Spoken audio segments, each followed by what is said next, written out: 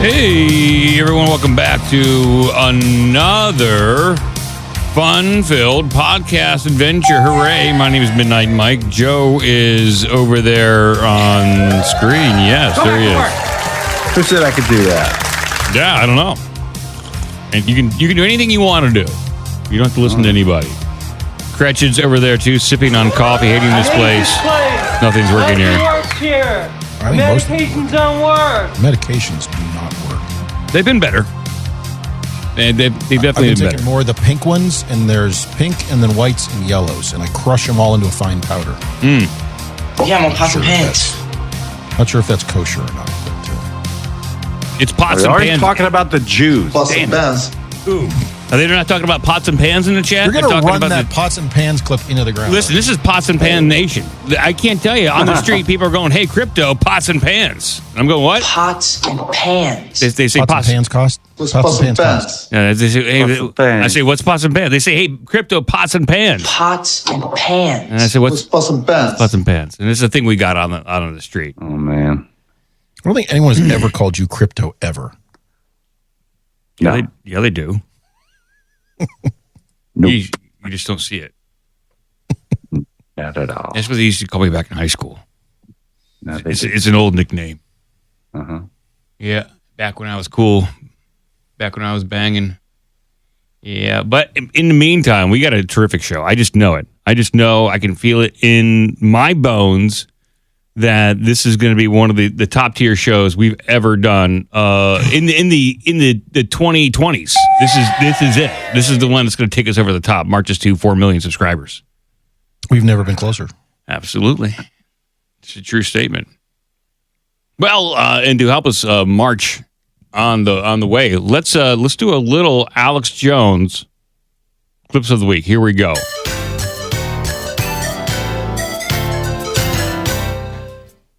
We love the Alex Jones clips of the week. He helps us. I don't know what he helps us do, but he does something.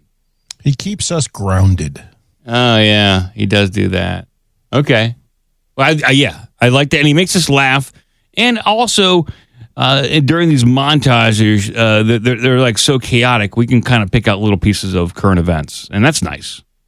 I get all my news from Alex Jones clips. Yeah. Well, here we go. I'm wildly uninformed. Here's your first news barrage from Thursday. Here we go. Are you saying autism is a hoax? He's a bitch. Shut up. I haven't even eaten today yet. I've got my meatloaf and broccoli over here. I'm going to eat once I get off air. I think you need to drop trowel right now and let us see the ding-dong. I'm Bill Hicks. I'm going to rape your wife, rape your children, kill you.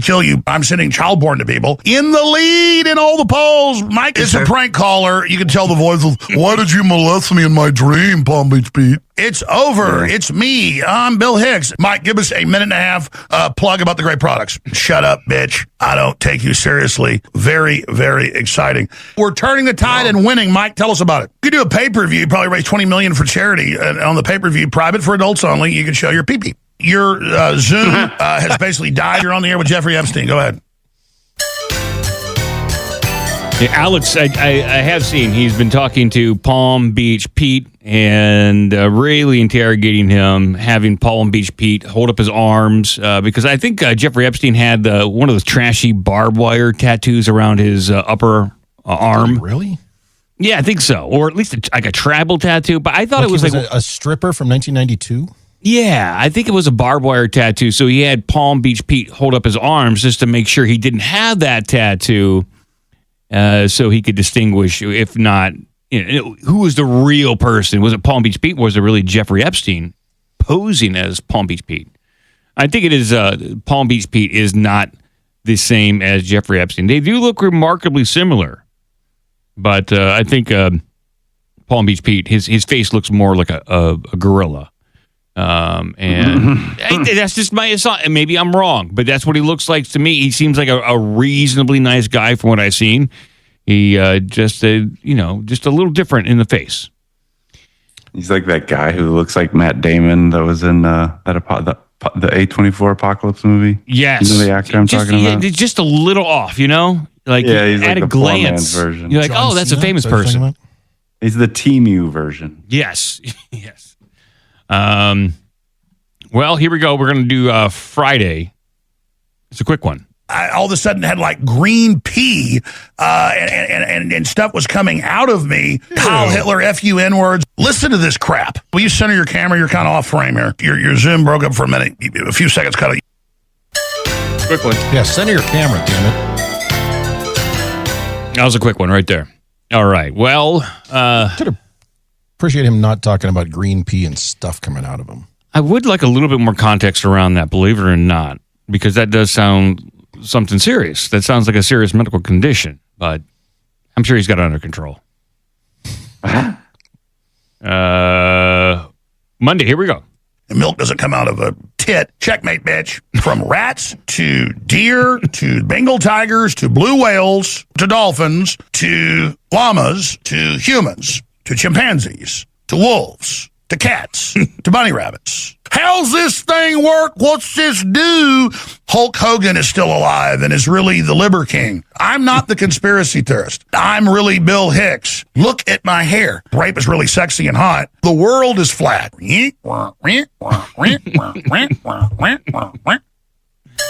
Some good Foley work in there, too. That one's tough. Like the interpretation has that Alex Jones _U. And that was the Foley work right there. All right, so I'll have to rename that one, definitely.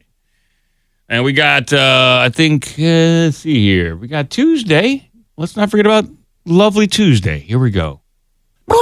Mike, thanks for calling. Go ahead. I heard you like gay porn. Gonorrhea or herpes? It's 80,000 trillion D chess, above Q level, supreme God level chess, naked men on bicycles and men peeing on each other. And 1, 2, 3, 4, 5, 6, 7, 8, 9, 10, 11, 12, 13, 14, 15, 16, 17, 18, 19, 20, 21, 22, 23, 24, 25, 26, 27, 28, 29, 30, 31, 32, 33, 34, 35, 36, 37, 38, 39, 40, 41, 42, 43, 44, 45, 46, 47, 48, 49, 50, 51, 52, 53, 54, 55, 56 million people eating poop on the ground. We're coming for your children. They belong to us.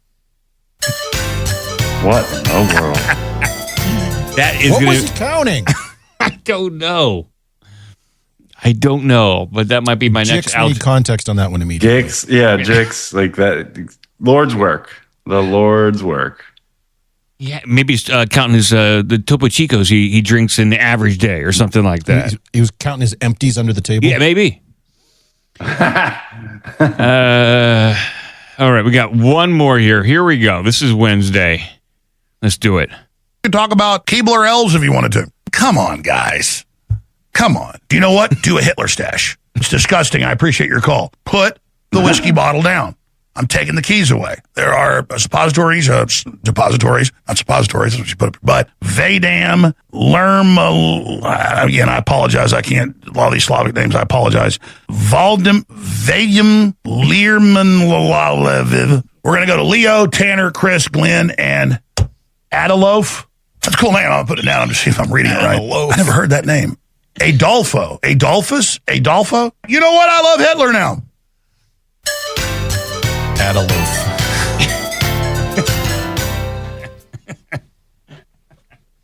I like it because he says it like as a question, like he wasn't sure. And then he finally committed.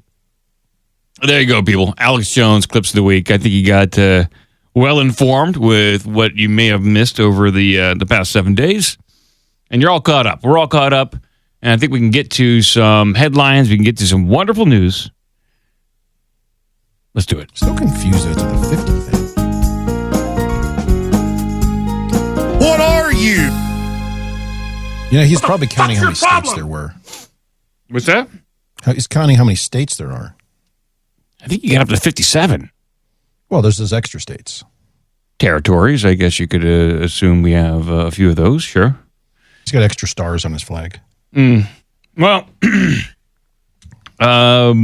for some reason, the United States Congress is talking about MK Ultra again. I'm glad you got all this. There was a big run-up. And if you guys might recall, earlier this year, there was a drips and drabs of stories coming out about how bad the CIA was. And it was my opinion that it looked like there was some kind of attempt to start to paint the CIA as a bad guy. And then I know it's tough to believe.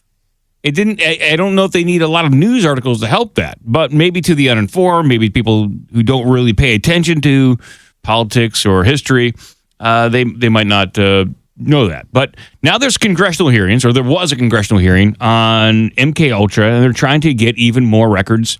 They're trying to get more information about that program. I will play some clips. But this is News Nation headline right here.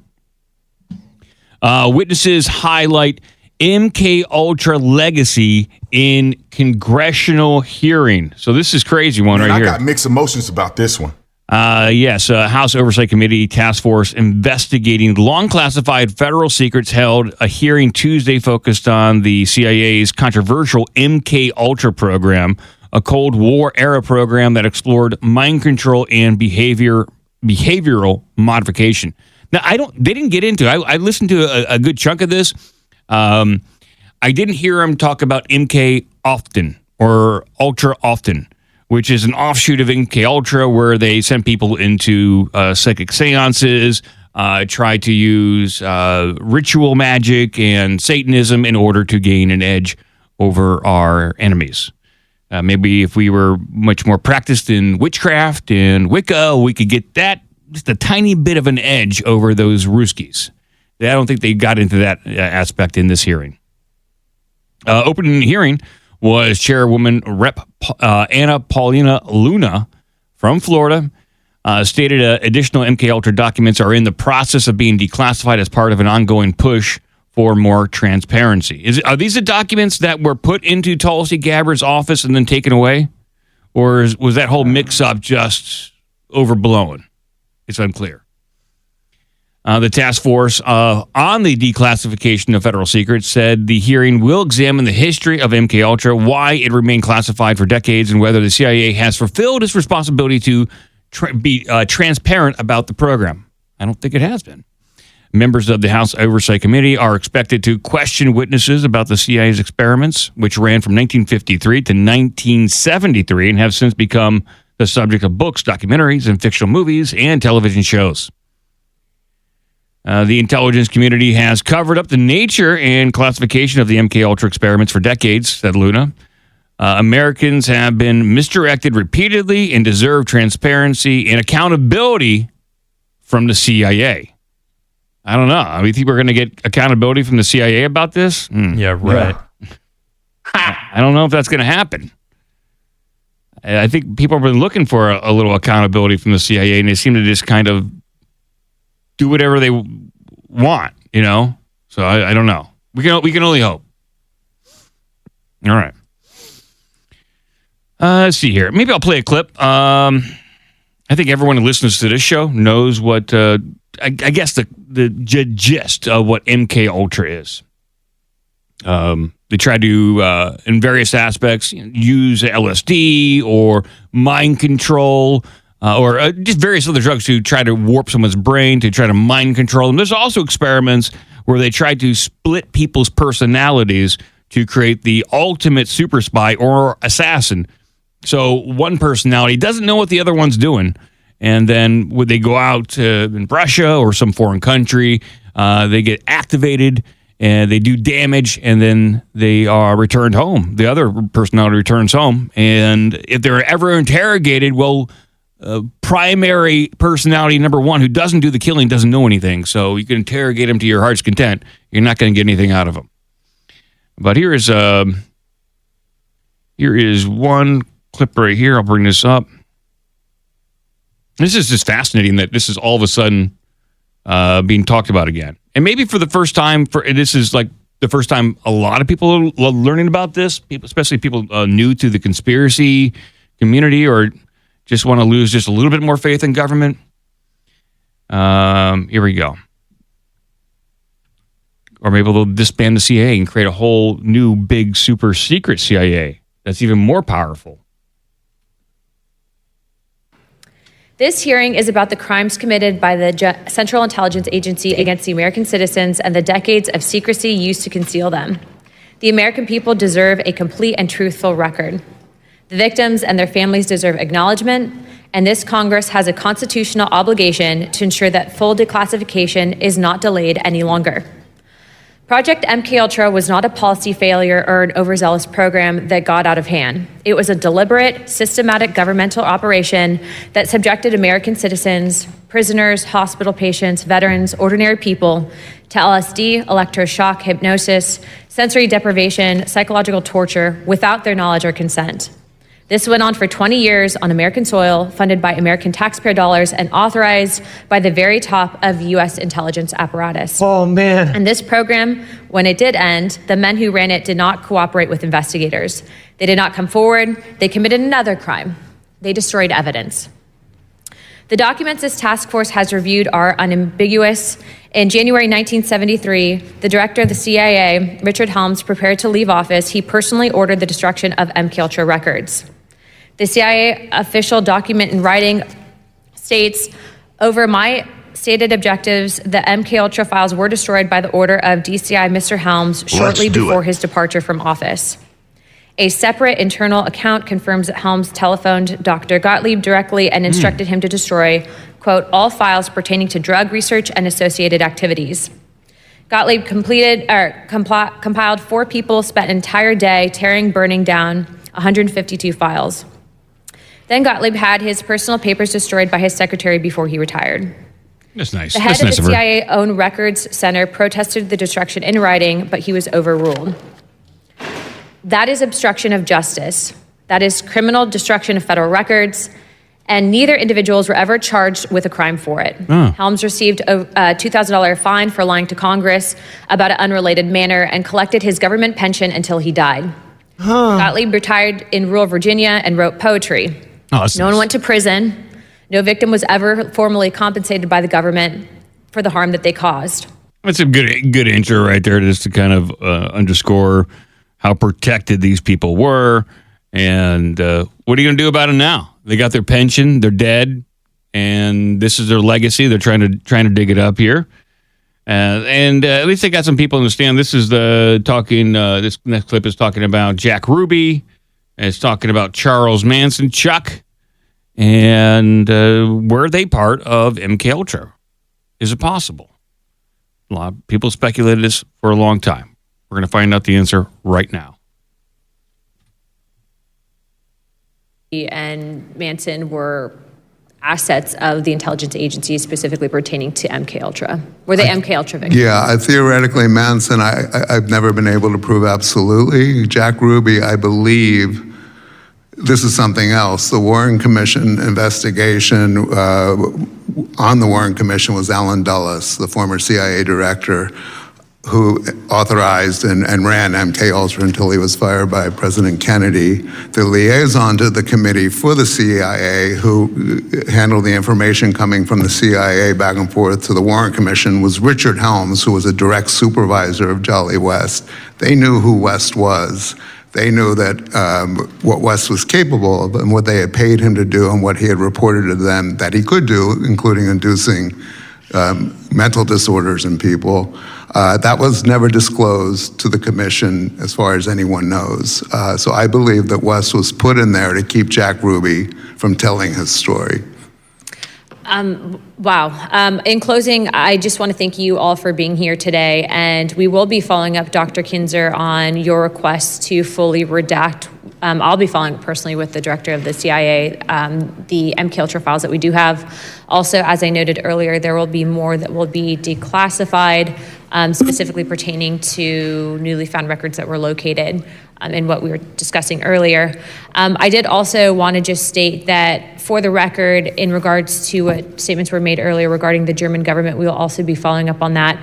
If there are indeed people that were victims of this that have been buried, we would like to know who those people are and who their families are as well, in order to correct the historical wrongdoings of this government. Without further ado, I would like to state that all members have 5 legislative days within to submit materials and additional written questions for the witnesses that will be then forwarded to them. If there are no further business without objection, the task force stands adjourned. That's hardcore, man. Yeah, pretty salacious information. Talking about that, probably worked with other countries too. I still don't know why they're dredging this all up. What is the purpose? Yeah. Like now, what is the purpose? Why are they talking about mind control? And this is old technology at this point.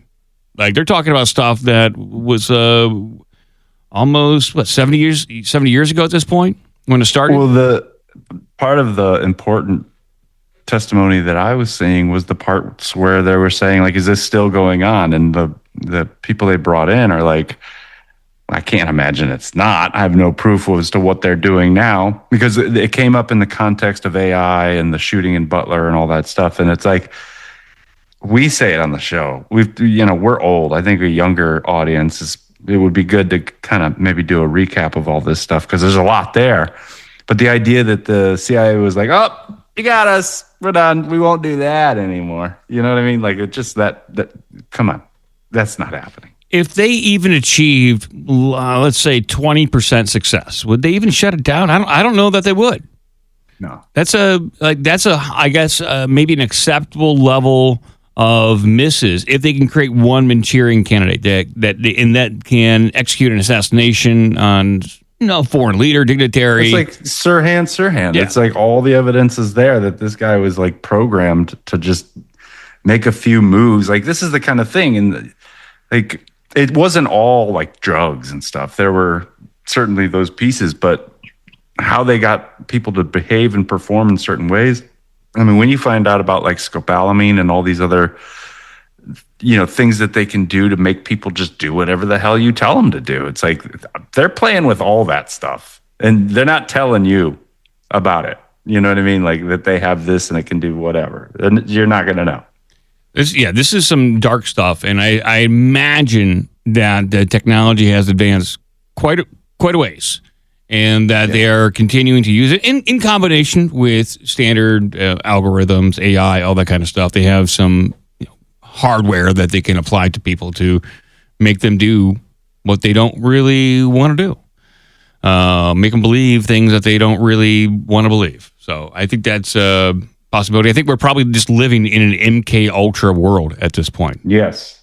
It's like everything is an MK Ultra, I guess, point of contention or possible trigger point for people. Well, and I think with the AI question, it's almost like it answers itself if you think about it long enough, where it's like, what you can do with any of these language models is you could say, you are a, digital marketer working for X company, and here's your audience, and blah, blah, blah. This is the same thing you could do with if you had no barriers on what your language model or what your AI tools of choice were capable of doing. Say, if I were going to take over the world, how would I go about it? Like, this is a lot of the stuff they already knew, but now it's just like all of it in one place, easily accessible, because divide and rule is a strategy that goes back, centuries. The beginning of man, stealing shit from each other. It's like, get each other to fight so that I can take their shit. Like, that's,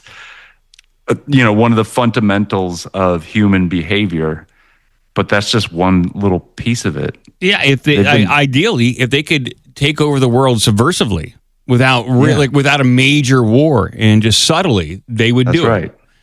And this is going to lead me to a topic, Joe, that you are probably not going to like, but there are many parallels to MK Ultra and mind control. Here we go. It's the same. What's the difference you're describing? The alien hybrid agenda. Oh, there you go.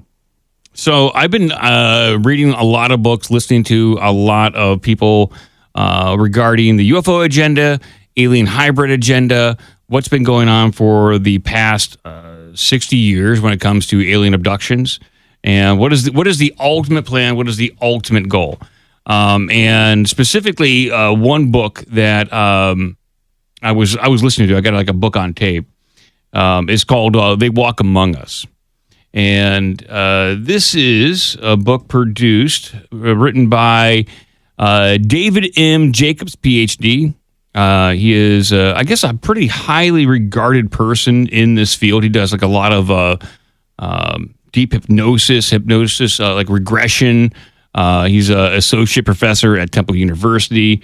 And he's become a pretty prominent figure in the UFO community because he takes abductees, walks them back, and he tries to get as many details out of their experiences as possible. He's written 3 books on this. The last book is They Walk Among Us and goes into the UFO agenda. I pulled just a couple clips from the book. I'll play one, maybe 1 or 2, and then I'll read down like the overall intent of this phenomenon that we're dealing with. So here it is. Here's this started off right here about alien abductions. The abduction process. Abductions are critically important parts of the alien program, and they have their own modus operandi. Before abductions, aliens neurologically pacify humans from a distance so they cannot resist the events that follow. If bystanders are present, they are switched off and do not remember witnessing the abduction. People are usually taken when they will be least missed or not observed, when they are asleep in the middle of the night, when they are driving in secluded areas, or when they are alone. When an abduction begins, abductees are under total mental control by the aliens. They cannot run, fight, scream, or take evasive action. This control lasts until they are returned to their normal environment, whereupon they immediately forget the experiences they just had. A light source from a waiting UFO transports passive abductees through closed windows, walls, and... So just that first part, it doesn't sound that different than what the CIA was trying to do with MK Ultra and trying to make someone do something they didn't really want to do, either via hypnosis or hypnotic command, and then once they're done, you don't remember any of the things you just did or were told. So the CIA seems to have some parallel programs as to what the UFO abduction program seems to be doing. Now, when it comes to a worldwide takeover that the CIA would maybe want to do, or at least, I guess, elements within it, according to this author here, the alien agenda is pretty much the same. And what he narrowed it down to are these points that these aliens have advanced technology and are bioengineering a cloned race using our DNA in order to create an alien human hybrid that looks pretty much just like a human but has all the mental abilities of an alien, so they can just control us at a whim, and we are basically their slaves. I guess it wouldn't be unlike if everyone on Earth was MK Ultra and we can all be triggered on something. Sometimes the failure rate might be high, maybe it might be low, but I would imagine most governments would like that, especially totalitarian governments like China. They would like to control their population at a whim. I mean, hell, Elon Musk is trying to integrate computers into people using Neuralink. I'm sure there's some parallel there. Number 2, according to this guy, a worldwide hybridization program, and it is an integration program. The claim is not isolated to people, but that are being abducted for isolated experiments. The claim is that a global system is producing workers, hybrids, and Huberids. Huberids are like something that looks exactly like a human, but they're alien. They bumble around. They don't understand social interactions. They're pretty... Did you say hubrid? Huberids. Is that a new word? Huberids, yeah. H-U-brids. Whereas hybrids look a little bit more alien. They look a little bit more off. You can pick them out of a crowd. When these Huberids, they're created, they're brought down to Earth, and they have no social skills at all. Do they have, despite the fact they have no social skills, are they just like overwhelmingly confident? Yes, they are. And so much so when they are sent down to integrate, they'll have sexual partners, but they don't know that you shouldn't tell your sexual partner about other sexual partners, so it gets them into a bit of a pickle, especially if a female Hubrid comes down to Earth and has sex with 3 brothers. That creates a societal pickle, and they don't know how to navigate that, and they don't know that that is wrong. You shouldn't do that. Why does this sound like a 1990s Ben Stiller movie? Well, I don't know, but he goes on to say like this expansion that they're trying to do, it persists Ben through. Stiller's an average guy. He just met a girl. It's a hubrid. There's my artwork. Hold on. So when it comes to alien abductions, it's been long rumored. It's a family bloodline. Like if you're abducted, it's possible your mom or your son or an offspring is also abducted. And there are many. There's some MK Ultra parallels to that as well when it comes to family lines. It's not genetic, but just kind of a vulnerable family may be taken advantage of when it comes to experimentation, especially via groups that are infiltrated and then taken advantage of. Then this doctor goes on to say these things have advanced neurological abilities. These Huberids, aliens that are interacting with us, they seem to have the ability to suppress resistance. Like they can suppress our resistance, so we're just very docile. They can alter our perception, insert thoughts and images, and provoke emotions, which is pretty much a very strong overlap to the MK Ultra program.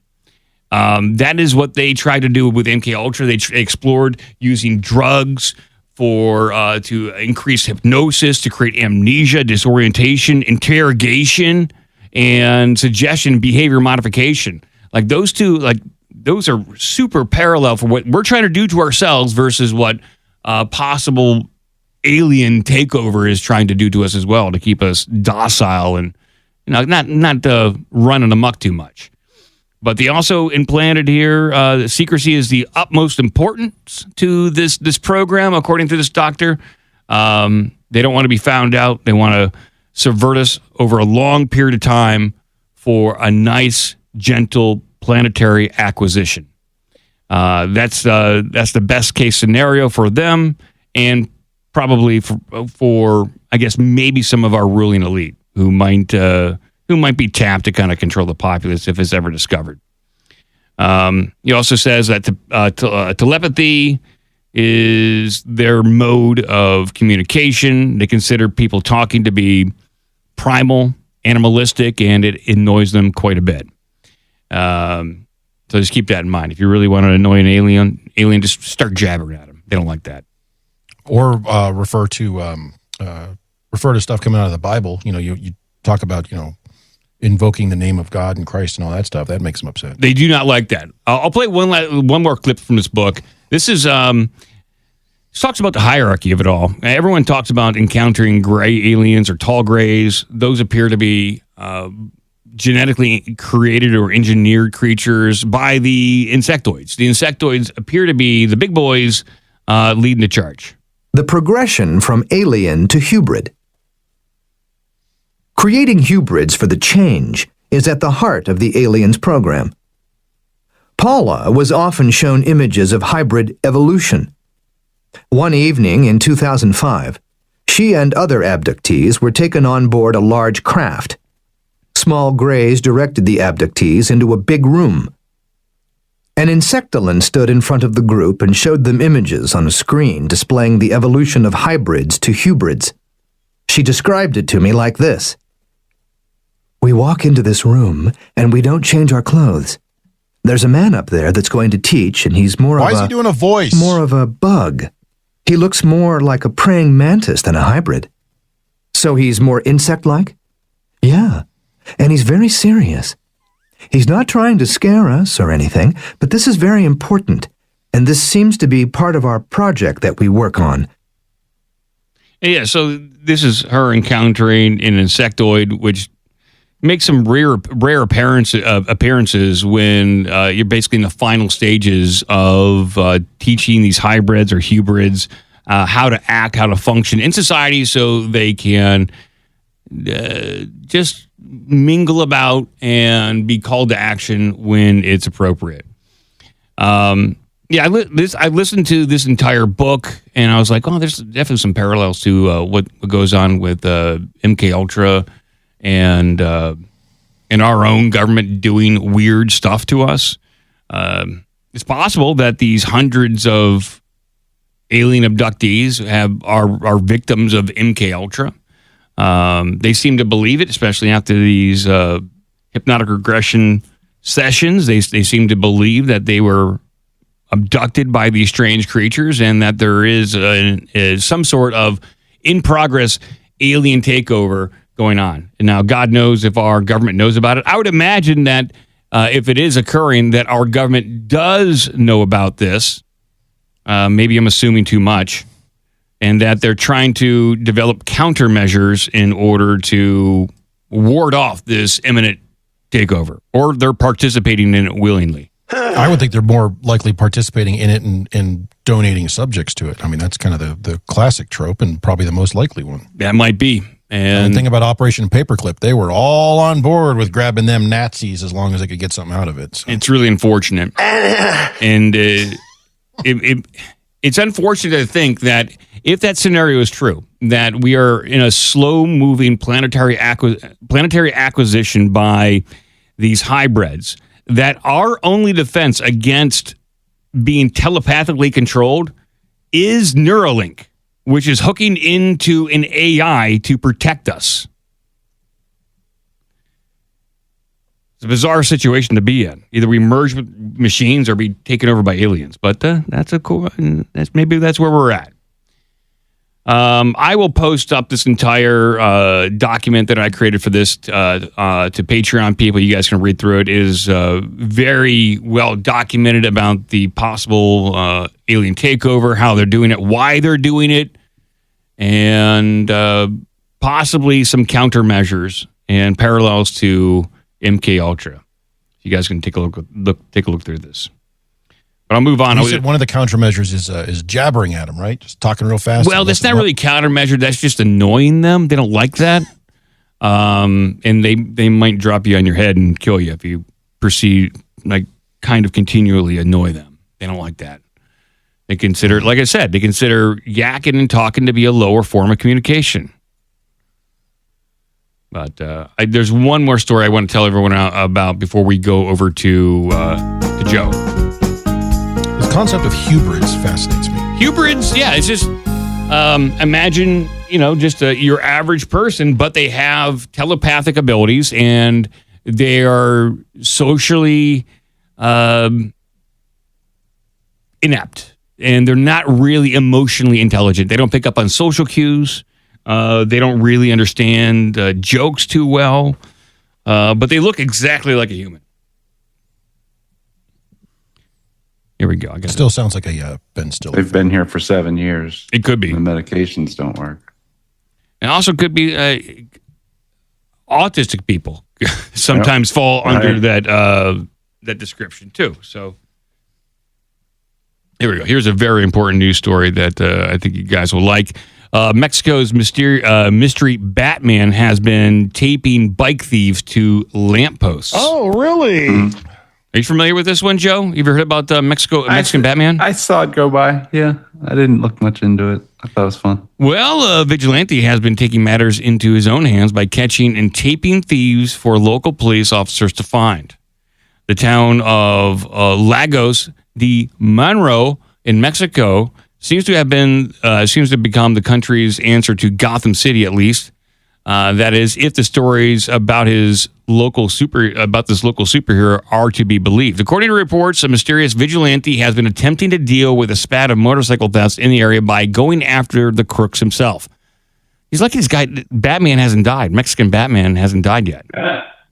Because it's dangerous to be a vigilante. Is it, Chris, it's possible to get an AI picture of a Mexican wrestler dressed up as Batman? Thank you. Stopping bike thieves. Well, in the Ben Edlund comics from the early 90s, The Tick, there was a famous character called Batmanuel. Oh, really? Mm-hmm. Huh. Okay. Huh. I didn't know that. I like the Tick TV show. I like the cartoon a lot, and I never really read the comic books. The strangeness began on June 13th when one of them was found by police officers taped to a lamppost with the word thief written on his forehead. Well, that says it all right there. Convict him right there. Over the subsequent days, several more were found trussed up in similar fashion. As things stand, officials have been unable to determine who is responsible for some of these vigilante attacks, some have speculated that there could be a whole gang of vigilantes out there as opposed to just one. Yeah, we are all Batman doing this together. Yeah, maybe something like that.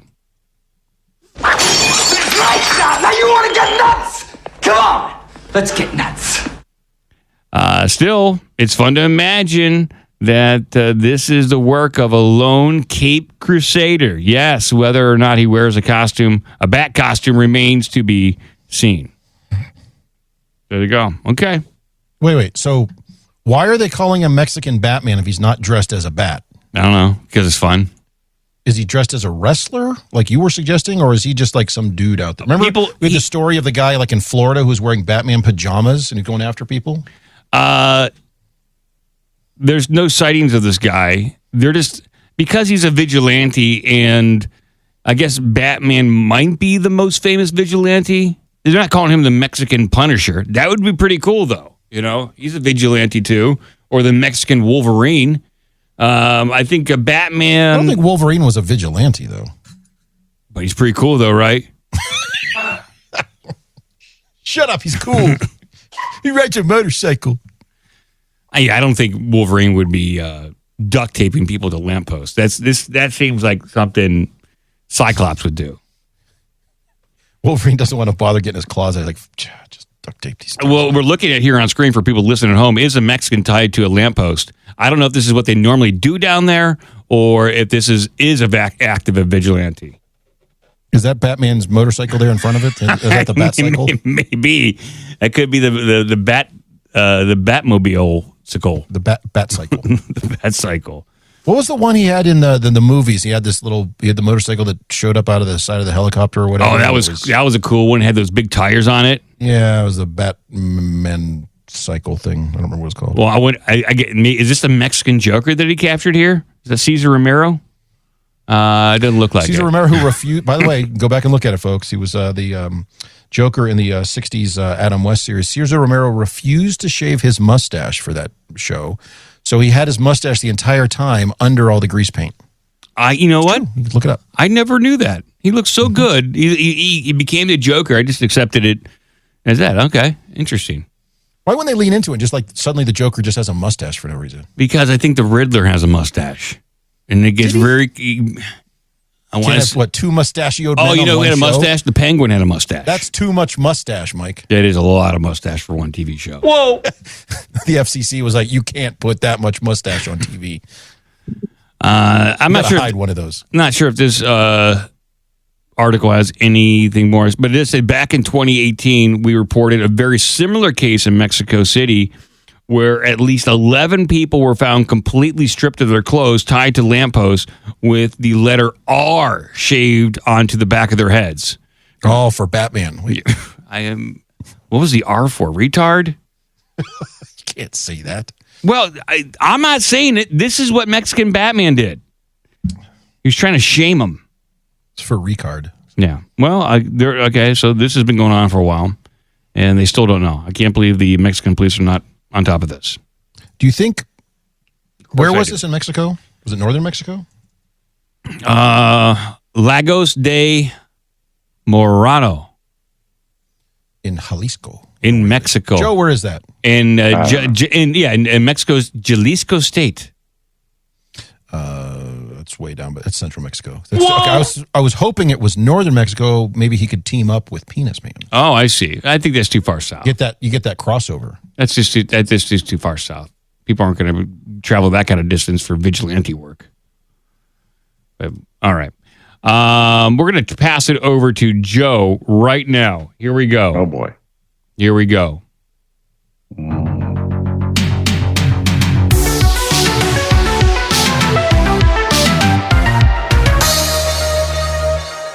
No hablar or hablamos. I don't know how to speak Spanish. No, you don't, Tim. You know how to speak Hasbara, though. You know, I was thinking about it. It feels like ever since 2000, they did, you know, the whole PSYOP when the internet or when the 2000 and all the computers were going to fry up and we're all going to die. Oh yeah, Y2K. That was fun. Y2K, that's right. Yeah. Fun one. And then it wasn't. I remember it was like everybody was freaking out, and the technology was all new. A lot of things were changing really quick, and then all of a sudden you get your 9/11 over there. That was crazy. Yeah. And then, sorry, those are good times. They were good times, but then they didn't wait too long. They kicked off a war in Afghanistan, and then they brought it with another one. The Iraq one. That one went pretty good too. Mm-hmm. They both went around 20 years and trillions of dollars, so they were pretty good. Yeah. And then you had like Bush and John Kerry, who in Skull and Bones are running against each other, and this is my formative years in conspiracy. And then Tim Russert interviews the two of them separately, asks them about Skull and Bones, dies of a heart attack several months later. And I'm like, this is where my head goes back, and I'm like, shit, it never stopped. And then you get the financial crisis, 2007, 2008. Then you get all like Gamergate, and you get all the, women are getting raped everywhere, and shout my abortion, and ISIS cutting off heads, and West Nile, and Zika, Zika, and Ebola, and all this shit. And it's just like they never fucking let up, And then you get Trump in there, and you get Russia. You got the MH360 and the missing fucking plane. Oh, you got you know what I mean? And then like you put all this shit. Sorry, go ahead. Yeah, exactly. So they roll in through all of this stuff, and they never give us a break. No. And it always has me thinking about this clip. You'll remember it. And I feel like we should have it held on to. Okay. This will be in the a forever clip from now on. We'll need it. Oh! Yeah, this will be a forever clip right now. Here we go. All of you! Daddy, chill. What the hell is even that? Get everybody out of my yard! Do you remember that one? No, I do not. Daddy, chill. That's a great one. So if you watch everything coming up to this, it's all very... Play the whole clip. It's pretty fun. Okay, I'll rewind it. It's not very long. Okay. Buddy, you're trespassing on my property. Get the hell out of my yard. JT, let me have this house. JT let you have my house. Yes. My shed. I want it. You're trespassing on my property. You didn't win in my yard. Wait. All of you. Daddy, chill. What the hell is even that? Get everybody out of my yard.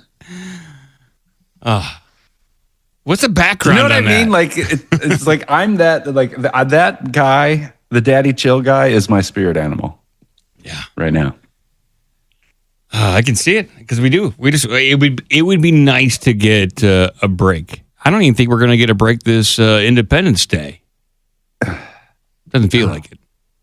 No, and they don't quit. Like it's just like this is why I remember when I was younger and MTV was like the most popular channel, and I would just be like, why? We're like bragging about people like degenerates, and like girls are getting pregnant, and we're putting like, don't worry, girls.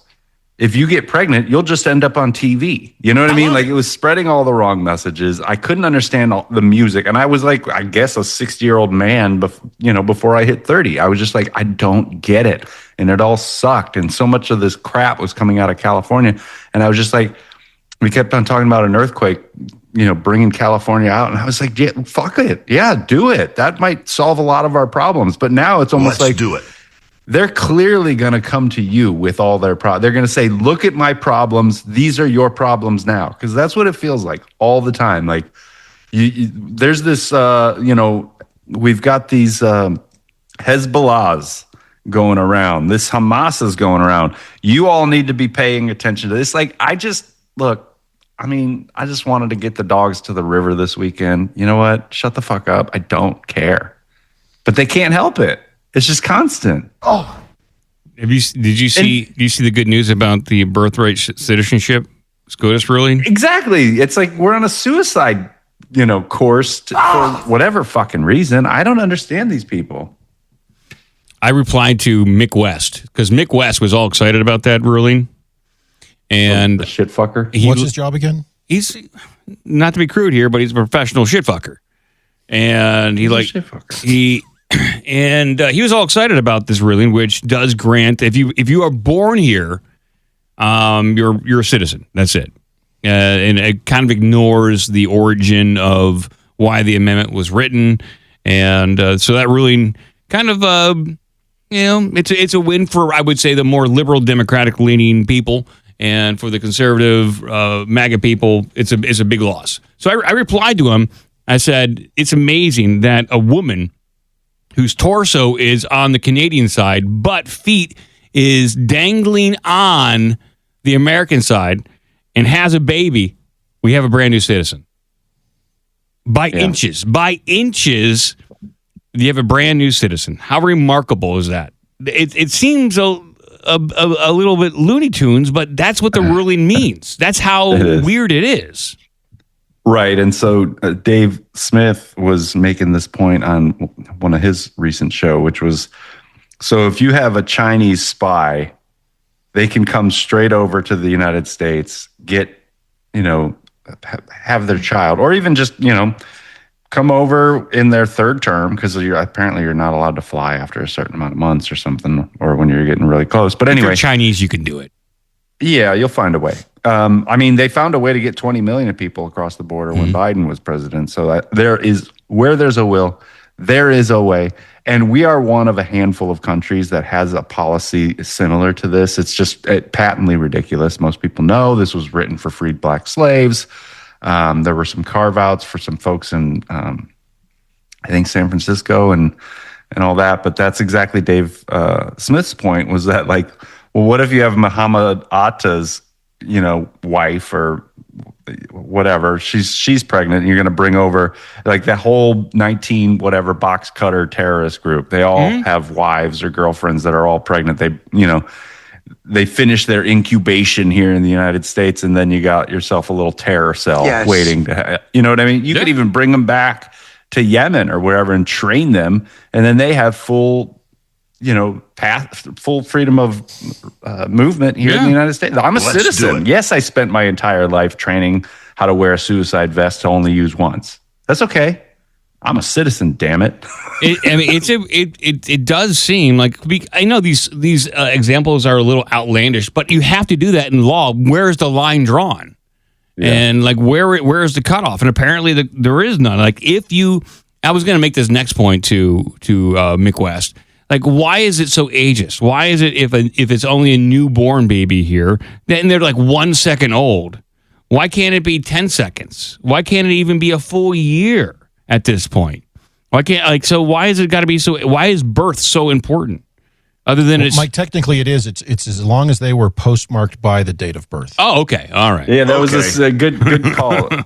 Because that was the other one. They were like, we should just have mail-in ballots for everything, and who cares when they come in? It's fine. as long as there was an attempt made, we're going to count it. Yeah. We don't even need to put a stamp on the envelope. Just whatever. We're done. This whole smiley face. The party's over. It does feel like that, and is ripe for an alien takeover, Joe. Hey, look, if it gets them to calm down for daddy chills for 10 seconds, like, I'll be fine with it. Daddy chills. God knows I just want to disappear into the woods and just be like, you guys have it out. That's the problem with the whole thing, though, is that it's like they're doing all of their dumb, crazy bullshit, and it has tremendous repercussions for, like, the regular you and me's. Yeah. Right?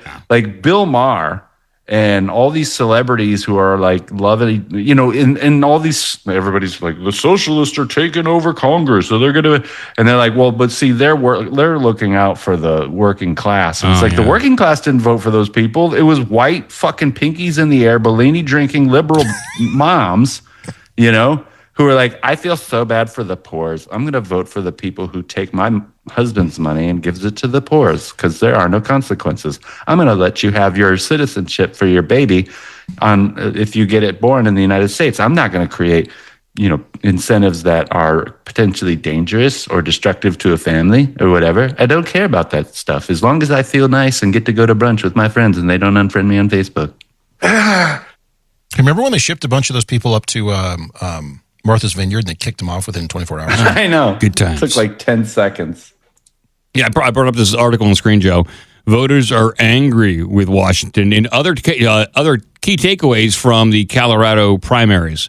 And this is there's been a lot of upheaval in the Democratic Party. The Democratic Socialists are taking hold and really planting their position in the Democratic Party. So yeah, and Colorado is one of those states that looks like it has supplanted an incumbent, a long-term incumbent. And maybe this is good. Maybe this will be fun. We don't know. Tippy top. Honestly, it's like how long have I was still living in Atlanta when I was saying this is like a Viking funeral. Like we're half dead, and they just gave us put a bunch of kindling on our boat, lit some of it on fire, and sent us out to sea. And they're like, whatever, see what happens, because that's where we are. Like we've just been sitting out in the river with the boat burning. We're fucked. And they're totally fine with it. They're on shore, eating all our food and playing our PS5s. And they get to play Grand Theft Auto 6 because Lord knows we're not going to be around. I won't be able to afford it, and I don't even have a new PS5. I don't even got that. It's going to be on all platforms. Well, it ain't going to be on PC, It won't? No, not until... They don't do the PC until like 9 months to a year later. Wow. It's a big mistake. It really is a huge mistake. Moving on, Necro Mechanimal wrote in the Twitch. It brings me up an opportunity to bring up a clip I had. The quote is, imagine if a pregnant woman broke into your house and had a baby in your living room and then says she has the legal right to stay in your house forever. That's how insane it's getting. Yep. It is granting birthright citizenship to illegals. Yeah, There's a quote from Charlie Kirk, apparently. Yeah, I mean, this is what they want, so I guess this is what they're getting.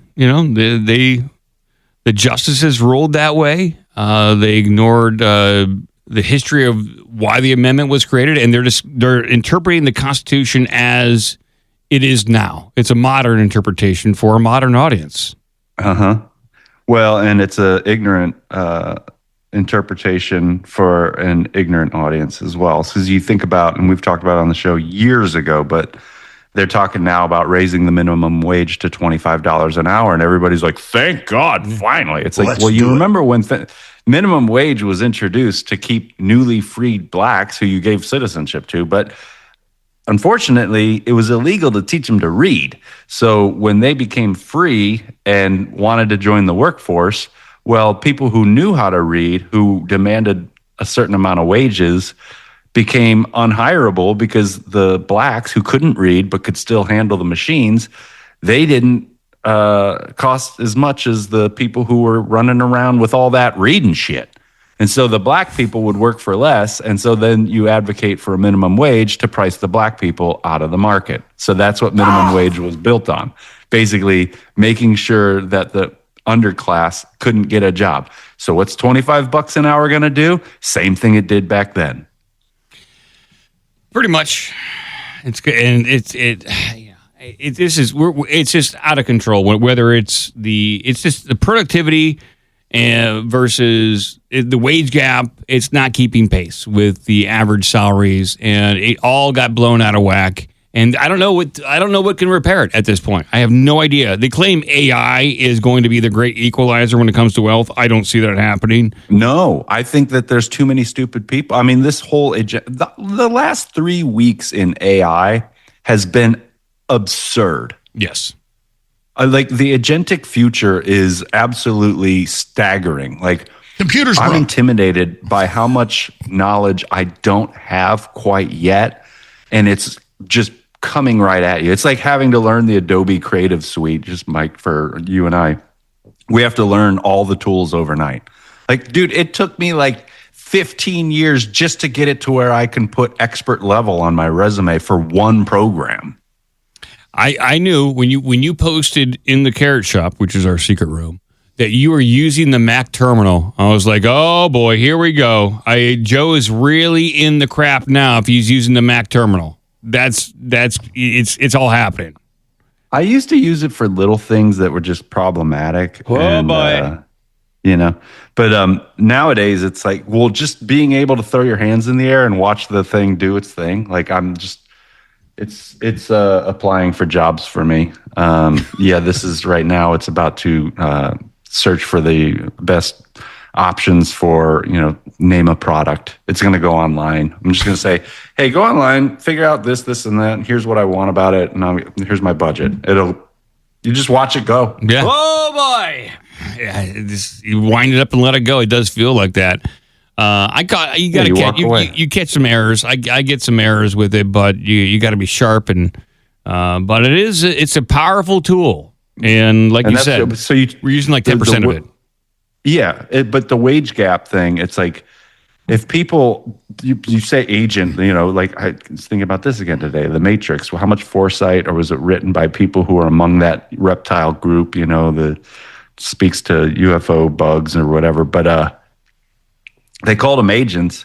But like this whole idea of being able to command assistants who can do, and again, I think a lot of people come away, and I know I did, was that it's like you're going to get an agent that does all these things for you. It's like, well, really, you have a group of agents who are doing simpler tasks that fire one agent to the next, like not fire, like eliminate from the workforce, but it's like, yeah, they trigger. It's like now that this agent has been triggered to do one thing, and this is where it's becoming this. That's the loop thing that's been discussed recently. Yes, and if this is all foreign to people who are at that lower income ladder, like hopefully that those are the jobs that are secure that won't be replaced by this. But that the whole point is what everybody's chomping at the bit for at the CEO level, at the CFO level, is like, when can I eliminate headcount with this shit? Yeah, that's all they're not going to thinking. say it out loud. Let's do it. Yeah, that is really the golden ticket that they need, and it's almost there. It's not quite there. The problem is it is really expensive to run, and so you would have to justify your expense. We're running into that at work. It's expensive. It is. It is. And it's being subsidized right now. They're talking about cutting back usage. And so what can you get done with local models? And some local models are really good. China is leading the way there for a distributed, decentralized AI Chinese network. And it might be very appealing to some people who want to be cost effective. Okay. So that quote from Charlie Kirk about having babies at the house gives me an excuse to play another Charlie Kirk. I think this one got dinged, Mike. This might be the clip. Does it have awesome music? No Yeah, music this in is this no one. music. Okay. So. I replied back to that person, cranked the music, and he got pretty mad. But it's all right. Here we go. The Central Intelligence Agency is actively involved in mind manipulation of people here domestically. And that is completely against the CIA charter. You must understand, we have Congress, and they're just kind of like a peanut gallery. And then we have a super government that exists above Congress of the Department of Defense, which is the Pentagon, the Central Intelligence Agency, which is its own thing out in Langley, the Federal Bureau of Investigation. They run the country. The intel agencies run the country. The Central Intelligence Agency is actively involved in mind manipulation of people here domestically. So you hear that? Yeah. That first part? Yeah. Actively involved in his manipulation of people here domestically. That's right. And so that goes back to that MK Ultra stuff where it's like, it's you call it whatever you want, but they understand that this person has the voice, he has the charisma, he's doing everything right up until he starts questioning certain narratives.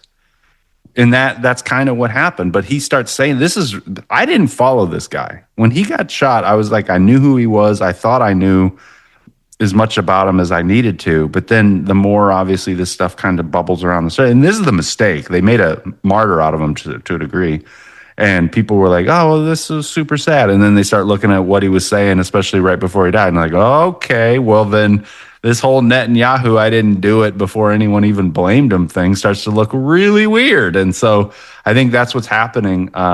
But anyhow, that's all that is to say that your MK Ultra thing, think about it. It's just one little sliver of all the nefarious bullshit they've been up to. Yeah, I didn't get to the other clip where they're using like nanotechnology, which is insane. It's an insane clip, but I was like, okay, that probably makes sense. They probably got that. Wasn't that the one with the Staring at Goats movie based on a true story? Yeah, it's based on Project Stargate remote viewing program, and that guy claims that an event like that did happen. That was all about remote viewing and the military psychic program.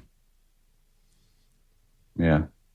Yeah, I mean, it's like, why are they even interested in this stuff? You would think that if there was nothing to it, they'd do that. It'd be a blip, so much of a blip that you wouldn't hear anything about it. It certainly wouldn't come out of some congressional hearing. So obviously they thought there was something to it. Yes, they did it for 20 years. Yeah, minimum. Yeah, we're talking about MK Ultra.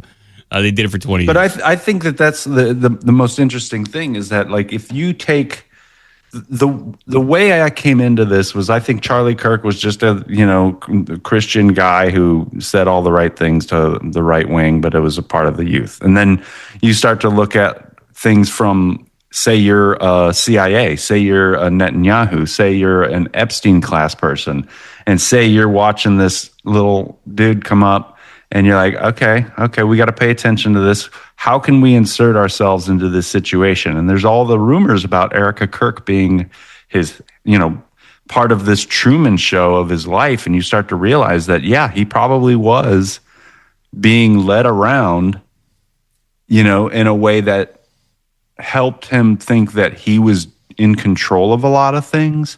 And he probably suspected that some of it was being orchestrated.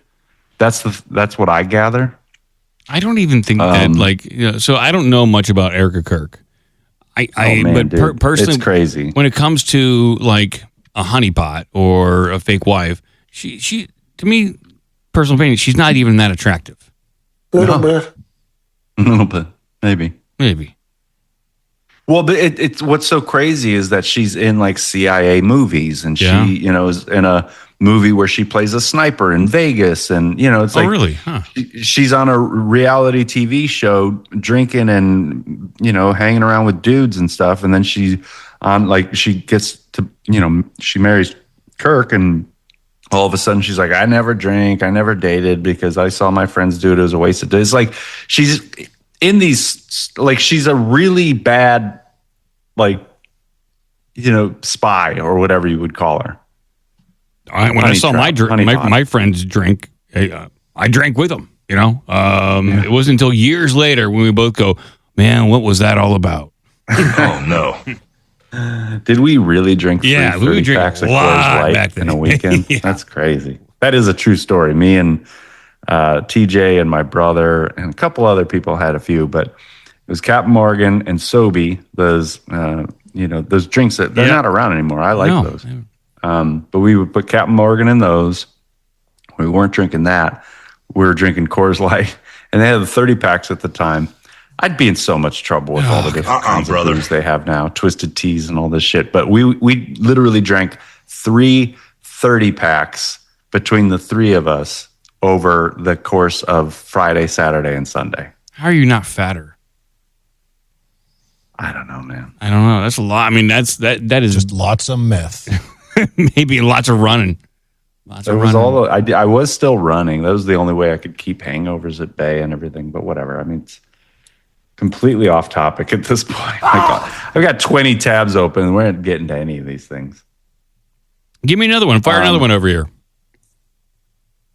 Yeah, so I'll just do the thing that I think we're all supposed to be paying attention to. You know what I'm talking about, don't you? Iran? It's a thing. We're all supposed to be paying attention to it right now. No, that's kind of close. The Great American Fair. I know. There's that's what I mean. It's like there's so much shit going on. Freedom 250.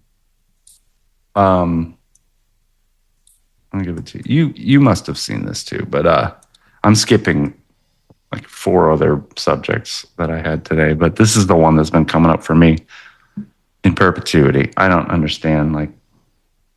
Okay, let's check this one out. I did hear about this. Don't know anything about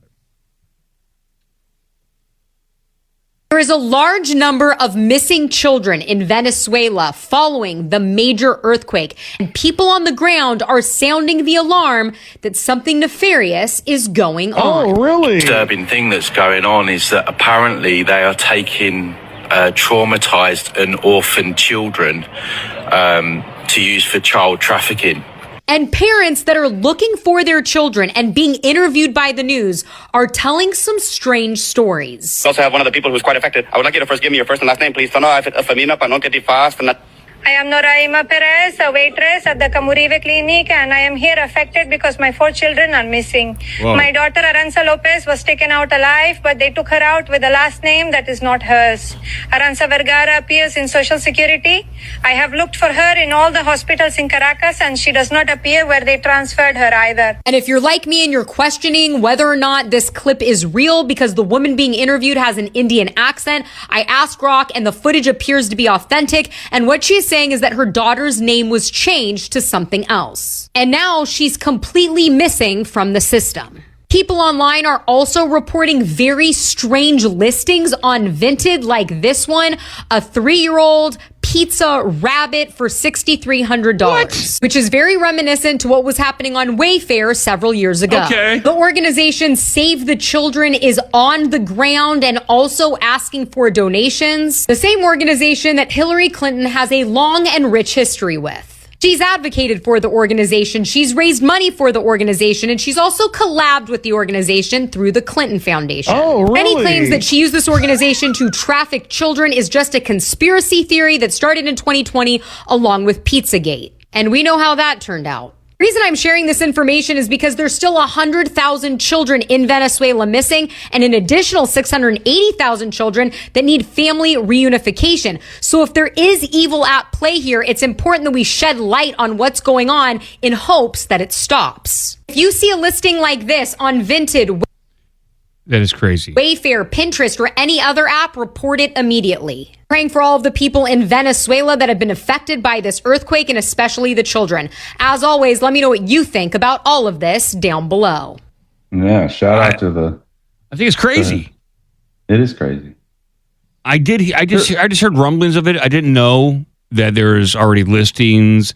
What NGOs are in there? You know, there's this one this lady goes through the Clinton Global Initiative. It might be a lot of repeat stuff, but we know that that Haitian, they had an earthquake in Haiti, and it was like, grab up all those brown kids. They don't have a lot of identification. It'll be easier. No one cares about them. We covered that at the time. Sell their organs, and yeah, Lauren Silsby or whatever was the lady who was literally trafficking kids from Haiti to, what is it, the Dominican Republic that's connected right off of there? Yeah, it's right there. Yeah, so then she was coming across the border with these kids, and later on she changes her name and becomes like a high up in the whatever organization it is that sends bulletins to you about some kid going missing on the freeway or whatever.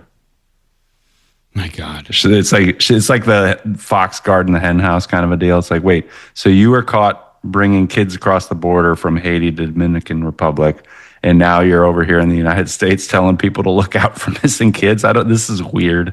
Oh my God. Well, as long as they get a 24-hour heads up, so they can go grab those kids. Yeah.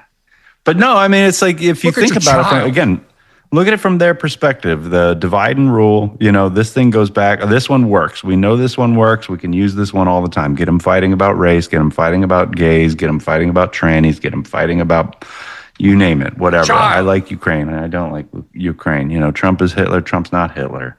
And the laptop's real and the laptop's not real. Huh. It's like all of that shit is great for them, because what they really need to be doing is using earthquake machines to refill the fridges so that they can make more jerky and pizza and hot dogs. And you think about it, like, it's really kind of evil, but it's also very logical. Like, if I wanted to get adrenochrome, I could also harvest a bunch of organs and keep myself young and drink baby blood. Like, Two birds with one if you're stone. in that orbit and you thought it was a good thing, I mean, it's not too far away from insuring the trade center and knowing that there's going to be some buildings that are going to smash into it. Look, lucky Larry Silverstein.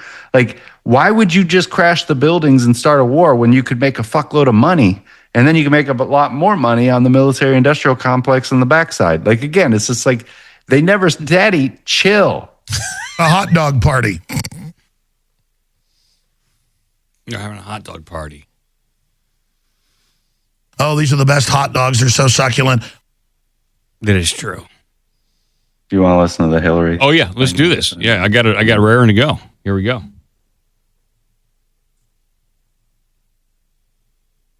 For thousands of Venezuela's children, the earthquake is not over. The most dangerous part is just beginning. According to UNICEF, 3.9 million children live in the areas the earthquake hit. In the chaos, thousands have already been separated from their families. And these separated kids are at risk of being taken and exploited unless they are found and reunited with family members fast.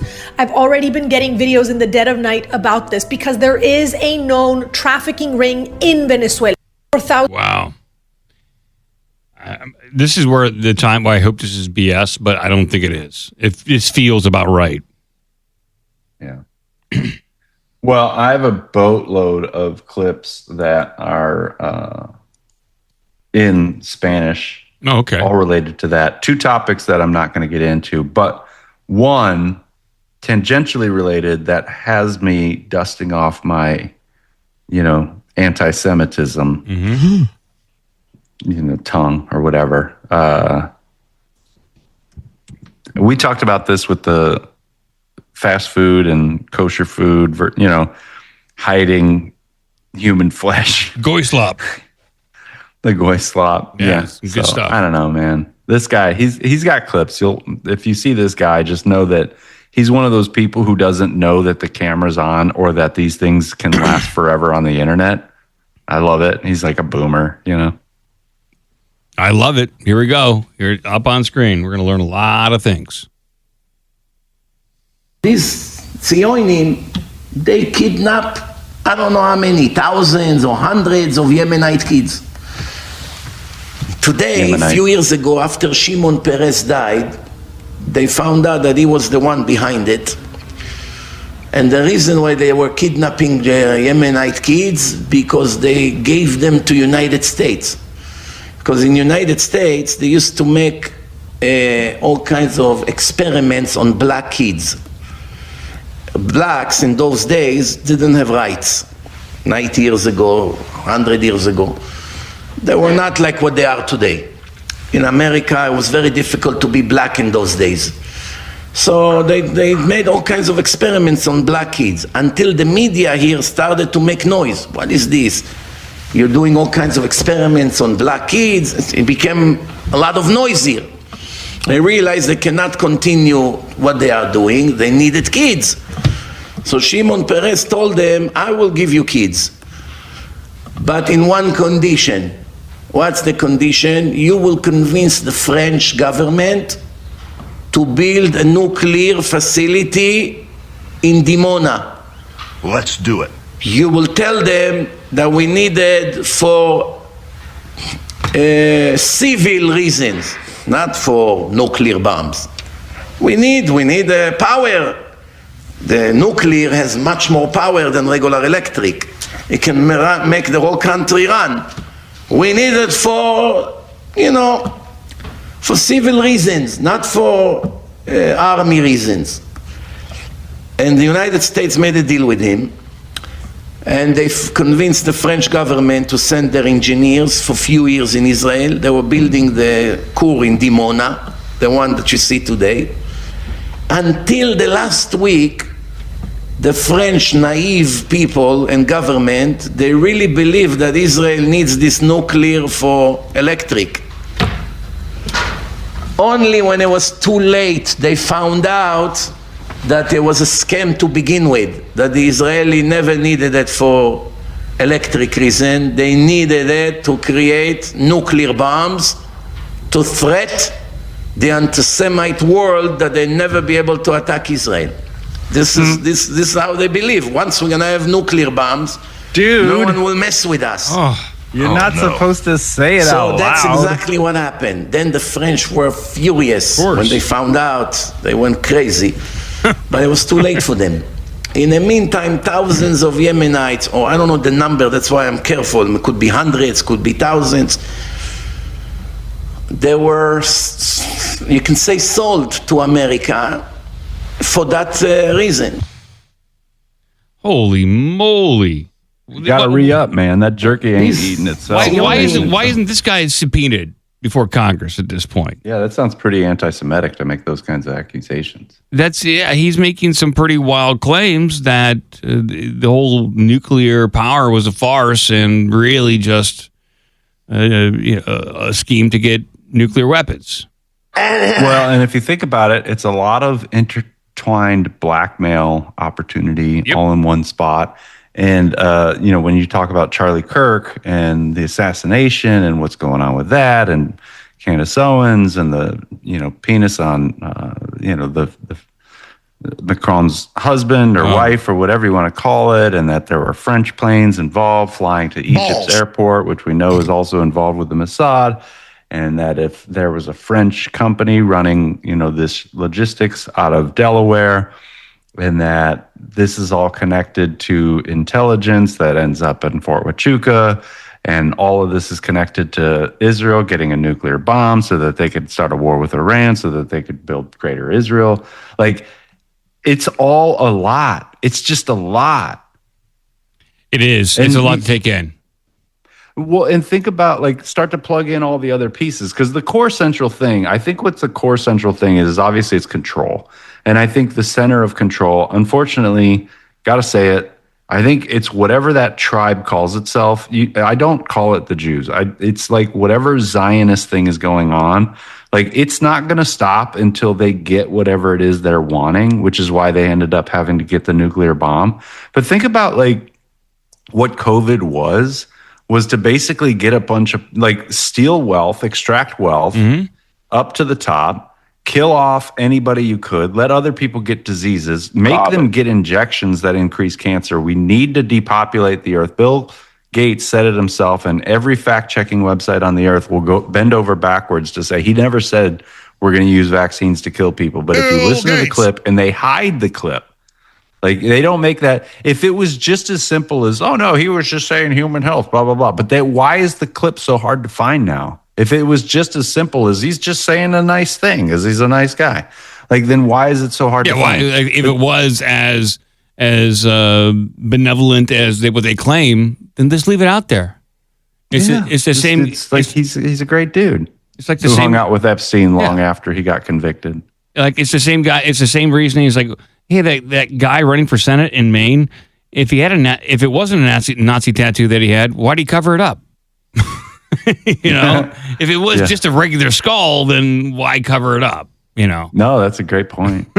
But if you think about that, and now there's more evidence than you could, it's like if you still believe COVID was a freaking wet lab accident, and everybody's just like, oh my god, that was another one of those things, oh my god, we'll take insurance out on the building and then crash planes. All these motherfuckers are going to buy it, and then they're all sitting in the same room, 40 years later, going, I wonder if we can get them to walk one direction down a store where there's a limitation of 20 people at once and they have to wear a mask and wrap everything in plastic individually and wash it all when they get home. Can we do that? Let's do it.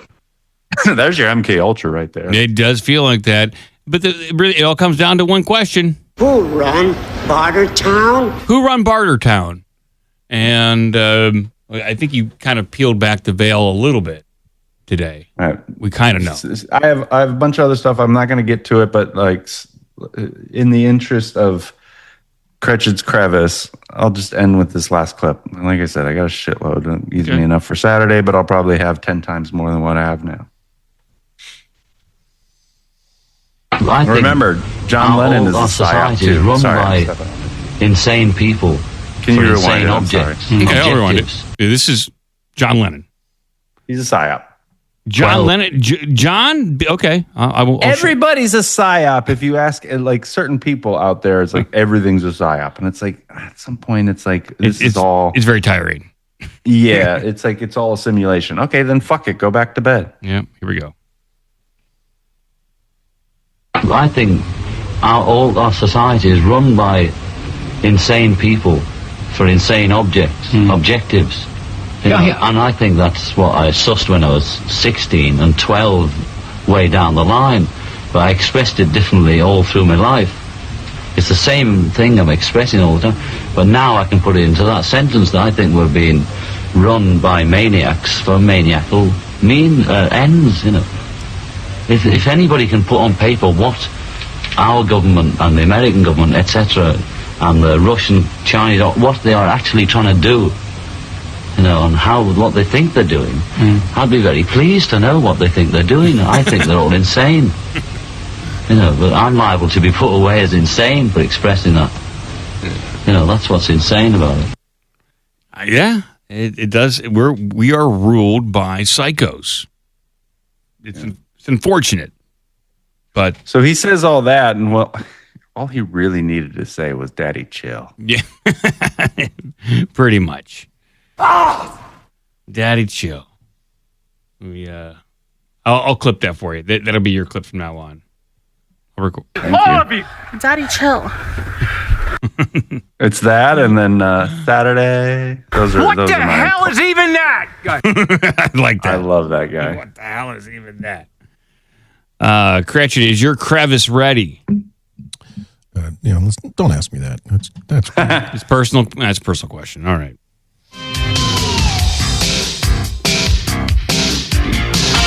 Checkmate, bitch. Let's see where to start. Joe, I saw you had something about Anthropic. I don't know if you want to save that for Saturday or not. No, I just will, real-time update. They just put Fable back out. Yeah, they did, and then they took it back. No, it was just back out. I thought they removed it again because it got jailbroken again. Yeah, all in a day. Yeah, today. Oh yes, I read that online. Did somebody use Fable to jailbreak Fable? No way. I think it's gone. I was so excited. Oh wait, no. Oh, okay. I'm sorry. You're right. Fable included. You're right. It's there. It's there. I thought plenty the cracker guy. He likes to crack these things. He got it out, but I guess okay. It's back out. Fable's ready. Great. Okay. Thought they removed it again. So let's start with an AI-related story. Great. We're talking about it. Let me know if you get paywalled on this. I have an archive link. Okay. I'm going to check right now. Because one of the challenges with using AI is what's known as token spend. Oh, yeah. You can rack up quite the bill if you're not careful. Or deliberately, I suppose. Sign up to access this free post. I got hacked. All right, there you go. There's your archive. But somebody better give me some money. So what Anthropic in particular is doing, but I believe OpenAI is working on the same thing, is they're trying to figure out how to make their AI bots more efficient. Yeah. And what they've stumbled upon is, why are we using all these words when we can use fewer words to get the same job done? Yeah. Yeah, here we go. Here's the headline here. Companies are making Claude and Codex talk like cavemen to stop AI's soaring costs. Man, I got mixed emotions about this one. Yeah, it's called caveman talk. Yeah, this is discovered not that long ago. It's kind of weird, but here it is. Companies are deliberately making their AI tools speak like cavemen in an attempt to stop burning through AI tokens and curb their massive expenditure on AI. The tool turns the usually verbose output, LLMs like Claude or Codex or Gemini, into much more to-the-point answers. Think less, you're right to push back, I was wrong, and more like Hulk smash. Use the Caveman plugin in a direct response to the skyrocketing and unprecedented cost of AI. As 404 Media previously reported, companies are scrambling to stop spending so much on AI, with consulting giant Accenture finding much more of the soaring token spend is thanks to people using AI to convert PDFs to presentations. Well, there's people using it now for stuff they don't need to use it. Because, like, you see it in Outlook, it pops up. Hey, do you want to use the Copilot button to respond? In fact, I saw one, I think it was today, in Gmail, in the corporate Gmail, when you right-click on a word because it's underlined, you spelled it wrong. One of the things there says, help me write. And I thought the irony of it asking or suggesting to help me write when I can't spell this word I'm trying to spell. Yeah. So people will use that, and they end up using AI to do tasks that they don't need AI to do tasks with. There's a lot of tasks that I could do myself. I just don't want to. And I hate birds and fish. Like I had to fill out a report, a cybersecurity report today, and it was long and it was boring to do. So I had AI fill it out. I could have done it. It would have taken me 30 minutes. It did it in 2. Did you vet the information afterwards, or you just submit it? I glanced at it. Because I see a lot of, in fact, it came up in the chat today, I see a lot of submissions for things that people are sending in that clearly is AI generated and they didn't read it afterwards. That happens. Yeah. It's bullshit. Use the caveman plugin is in direct response to skyrocketing. Okay, we read that part. Let's see here. People use caveman, including developers at OpenAI, NVIDIA, and GitHub, according to the tool's creator. A senior OpenAI employee has even contributed to code to the project, adding support for OpenAI's Codex tool, which is pretty good, by the way. That's the one I mainly use for development here at home. He said, I made Caveman back in early April because I was using Claude Code heavily and noticed that a lot of my token spend was going to unnecessary prose, pleasantries, hedging, transitions, and chatty language. Yeah, it's true. Cut that crap out. This is one of the more lengthy and intricate articles I've read about anything, and this guy over at 404 did an amazing job at telling us what to do. Giving me a knobber. I just thought it was kind of an amusing way to get around the tokens. It's really unfortunate it didn't give us really any examples of what the response is from Claude, using Caveman.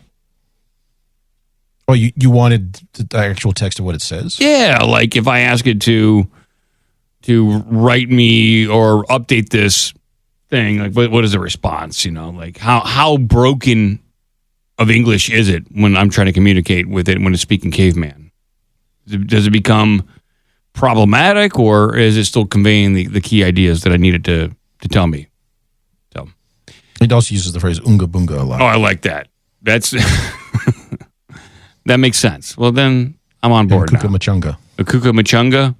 Woo, poopers, let's poop. That's the wrong button. No, not that one. That's the wrong button.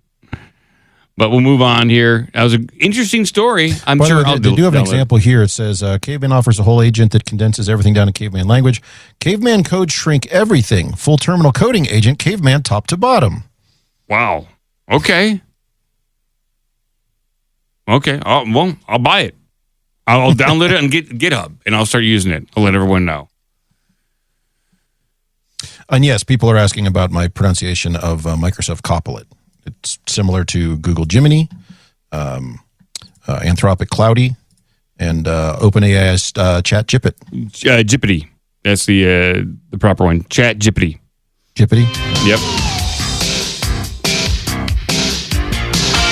Stop slopping us. All right. How about some follow-up news? Yes, love it. We talked about this last time. Oops, where'd it go? The challenge of how do I get all this delicious ranch dressing home with me after the World Cup? Mm-hmm. Oh. Well, UPS said, hold on, we got you. Oh, good. UPS to the rescue. Yes. Here we go. UPS stores help World Cup tourists bring ranch dressing home. That's some good news on that front. Thank you. Thank you, UPS. While the World Cup has had no shortage of unlikely heroes off the pitch, one of the United States breakout stars has proven particularly bizarre. Ranch dressing has charmed the taste buds of tourists from far and wide, So much that the Transportation Security Administration, TSA, had to issue a guidance on how much of the creamy condiment flyers could carry on board planes.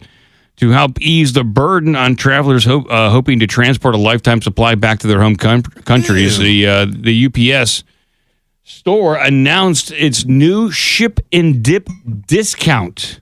Wow. Okay. All right. Now, until September 30th, UPS stores they're offering a 20% discount on international packaging for this service so that the whole world can enjoy ranch dressing. For more information, please go to the upsstore.com/ranch. Oh, my God. All right. Perfect headline. I'm concerned about the phrase that they threw in there that we ran past right up. People shipping back a lifetime supply. Yeah, they may have been a little facetious there, but I'm sure it's happening. I mean, how much... Well, I was about to say, how much ranch dressing can somebody eat? But I've seen people who just go hog wild with that stuff, and it is gross. Now, is it off any international package, or does it have to be ranch? It has to be ranch. It has to be... So I'm reading the website here. Must be ranch. Must be removed from the package, so you're just pouring the liquid into a garbage bag. Okay. I love it. And then they just throw it on the truck. So you walk into UPS store with a garbage bag full of ranch over your shoulder and say, "This is going to Ireland." Ship this to Ireland. All right. Let's do it. It's a messy box. Leave it in the sun for a few hours. Oh, yeah. Ranch dressing is just going to be oozing out of these parcels. Put it in the back of that truck and just let it cook. Oh, my God. Well, it's nice that the market is seeing that there's a need, and it's filling it and filling it with ranch dressing. Gross. All right. Good news for everyone out there, though. Wow. You know, as I think about it, maybe if you're trying to pack back several gallons, I'm sorry for our European friends, several liters, 3.78 liters to gallon, several liters of ranch dressing, maybe that is a lifetime supply, by which they mean if you try to eat all of that at once, you're going to die. Yeah, you got to be careful about that stuff. All right, let's move on. We've noticed a recent trend of UFO encrypted news on mainstream news agencies. Big stuff. Well, here's another one. Fox News covering Bigfoot. What? Again? Now Bigfoot is just like, is this taken up home at Fox News? I guess. I mean, there's someone there who likes Bigfoot. Bigfoot is a Neanderthal human hybrid, according to the man who claims to have found remains. That's hardcore, man. Wow. Okay, they found remains of this guy. So the mystery of Bigfoot has been solved, if you believe Snake the Bigfoot Hunter. And I do. I believe he's him. Still bucking for a show on History Channel. He's labeled. He's been labeled a hoaxer and a scammer by some, but that has done nothing to slow him down. I like that. He's persevering regardless of public opinion. After finding, it's probably just Midwest who's yelling at him. Well, remember we had Peter Kane, dog trainer. He found a Bigfoot that he constructed out of paper mache. His dad's Bigfoot that he left in the freezer or something? You're right. That was the story? That was the full story. His dad shot a Bigfoot, shoved it in the freezer for 30 years, and then he decided to take it out. It's bullshit. Yeah. And then he claimed he met a female Bigfoot in the woods and got a knobber from her. Giving me a knobber. After finding what he claims are remains of the Adirondack in the Adirondack Mountains on October in 2024 and putting the body on display last year at the Great New York State Fair, he now says he has the DNA results. It's bullshit. I remember this. He put it on display. It looks stupid. I'm looking at a picture of this obvious forgery. We covered this 2 years ago when they did it at the state fair. And we asked anybody who was nearby to please go and get photos. Yeah, this is obviously fake. It's obviously phony. It's obviously false. I don't like this. But he's got DNA. Now I'm intrigued.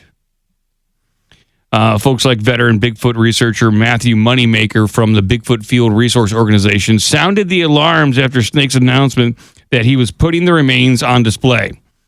Quote, the newcomer hoaxer scammer going by the name Charles Snake Strout is claiming to have a Bigfoot corpse that he will be exhibiting at the New York State Fair in August of 2025. Well, that's last year. Wheel this thing into the Great American State Fair in D.C. I bet Trump would love to see this thing. You put that right up front. Yeah, put this right up front. Trump's first in line to see a Bigfoot corpse. He goes on to say, no, he doesn't actually have Bigfoot remains. It's just a cheesy fake dead Bigfoot. Perhaps a little bit better than the Thomas Biscardi famous fake dead Bigfoot. Oh, geez, there's another famous dead Bigfoot out there. Well, every couple of years, somebody puts together one of random bits and pieces and claims they've got a Bigfoot corpse. Snake told some newspaper in Detroit that the results of the DNA testing at Cornell Veterinary DNA Lab found that the body has 58.5% Neanderthal, 41.5% human DNA. Wow. Okay. Tippy top. He plans to show his groundbreaking discovery to as many people as he can. Well, he doesn't have, like, this sounds like he at least should get on the steps of a local government building, perhaps even make a TikTok for this kind of information. Get that on the tickety talk. Yeah, it looks pretty fake. And we've gone over this. There is a local news report on this. We probably should play it. That may be a trick. It's not a trick or a trap. I feel this is a good one. I have good news instincts. That's the question. All right, everybody. If you are listening and not paying very close attention to this show, now is the time to just take a break and stare at your screens. Strap in. The legend of Bigfoot is huge throughout our area. The state ranks, Michigan does, among the top in the nation for reported Bigfoot sightings, with more than 220 encounters listed in the Bigfoot Field Researchers Organization database. Yes. That's a thing. Hardcore, man. Most of those reports come from the UP and the northern Lower Peninsula. And now a man known simply as Snake the Bigfoot Hunter claims he has found what he believes is the first scientifically verified Bigfoot specimen. A claim that has both drawn attention and skepticism. So he is sharing his story in a new book and taking the exhibit on tour. So, to get to the bottom of all this, we have Snake the Bigfoot Hunter himself to talk about this discovery and the evidence that you say support it. All right, now is your chance. What have you found, and why is it real? This is after doing a DNA test at Cornell Veterinary Bio DNA Lab, we found that this is 58.5% Neanderthal / Denisovan, which is European Neanderthal mixing with Asian Neanderthal, and then this 41.5% remaining, that is human. So what we have is a Neanderthal human hybrid.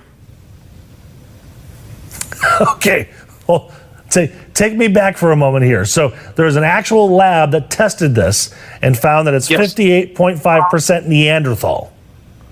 Yes, and these things, that Neanderthal side that has been evolving over the millennia, okay? These things have remained very aggressive, okay? And then that 41.5% human side, which we did find Native American DNA in there as well. So at some point before the Bering Land Strait closed, they migrated over here. But that 41.5% it makes them highly intelligent, okay? And what we're dealing with is a species that is very few. They're highly endangered, and that is why we do not see them, okay? There are very few of them. So what exactly did you find that you sent off for samples to test? It had to be a... So when I found my specimen, I was about 2 weeks deep caveman camping, I call it, basically not using fire, just kind of being one with nature. And that's crazy, I slowly made my way through this area where I'd seen some examples of Bigfoot activity. And that's when I smelled this decaying body, okay? And Bigfoot naturally smelled, but this thing was like, I call it like stink on top of stank. And I wound up following my nose, and that's when I found this 8-foot-long, 300-pound Bigfoot specimen. What the hell? And this thing has completely changed my life. Just the whole process of getting this out of the woods, gave me the getting number it to a man named taxidermied, getting the... All right, this guy, This goes on for 9 minutes, by the way. Yeah, I know. It must be a really slow news day there in Detroit, Local 4. You got 24 hours news cycle to fill, Mike. And this guy, by the way, this guy was 2 weeks deep into caveman camp. And for people listening at home, this guy's wearing like a cowboy hat, like mirrored glasses. He looks like he looks like he was trying to be somebody, like he was dressing apart. He was dressed like you forgot there's a Halloween party tonight. Yeah. Booga. And you stopped by the thrift store and you started grabbing things. It was disturbing, and I don't trust that guy as much as I would love for there to be a Bigfoot body found. I don't believe that he found it. I don't believe he got it. If anybody's going to find it, it's going to be a little guy named David Paulides. But even David Paulides is not going on the record saying that he found this or found anything like this. I'm excited to talk to a man named Steve. Yeah, I like a man named Steve or a guy named David Paulides. David Paulides. Yeah. Or what about, I'm excited to talk to a guy named Chris. So I'm on my way to speak with a gentleman named Ron. Yeah, Ron. I'm on my way to speak with a guy named Chris. Yeah. I'm excited to speak with Matt. Matt, yes. He's excited to speak with Matt. Excited. Pants are a little too tight. All right, Gretchen. Dynamite find. Let's see what else you got over there.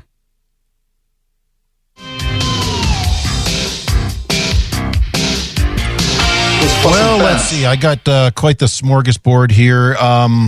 But being that it is Independence Day on Saturday, I don't want to save all our Independence Day stories for that day because we have too many.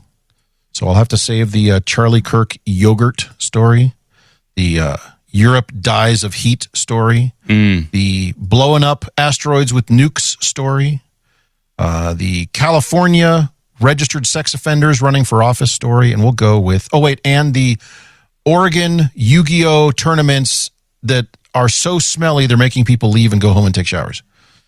Those are all 4th of July related? Yes. Those are all my non-4th of July related stories. So instead, we're going to go with a smattering of Independence Day related stories, starting with 2 states who hate America. Oh, really? Oh, geez. Well, the first one's technically a Commonwealth. Okay. So here's this one. If you live in Massachusetts, they want you to take down your American flags because it might offend birds. What? Massachusetts homeowners stunned after town warns July 4th flags threaten endangered birds. I'm upset by this. I'm dumbfounded. Yes, residents of a coastal Massachusetts town say that they were warned that flying flags on their own property could violate endangered species laws, sparking outrage in the community just days before the nation's 250th anniversary. So, what is it just on that day, or they just can't fly flags, period? So, Plum Island, interesting, this is Plum Island. Plum Island homeowners recently received a notice from the town of Newberry warning that it could be that it had become aware of the use of devices and materials intended to deter protected shorebirds from using local beach and dune systems. The letter listed mylar streamers, flags, reflective materials as examples of such devices. So, by the way, this is Plum Island, Massachusetts, not Plum Island, New York. Oh, okay. Hilarious. Yeah. They're murdering people with Lyme disease over on a different Plum Island.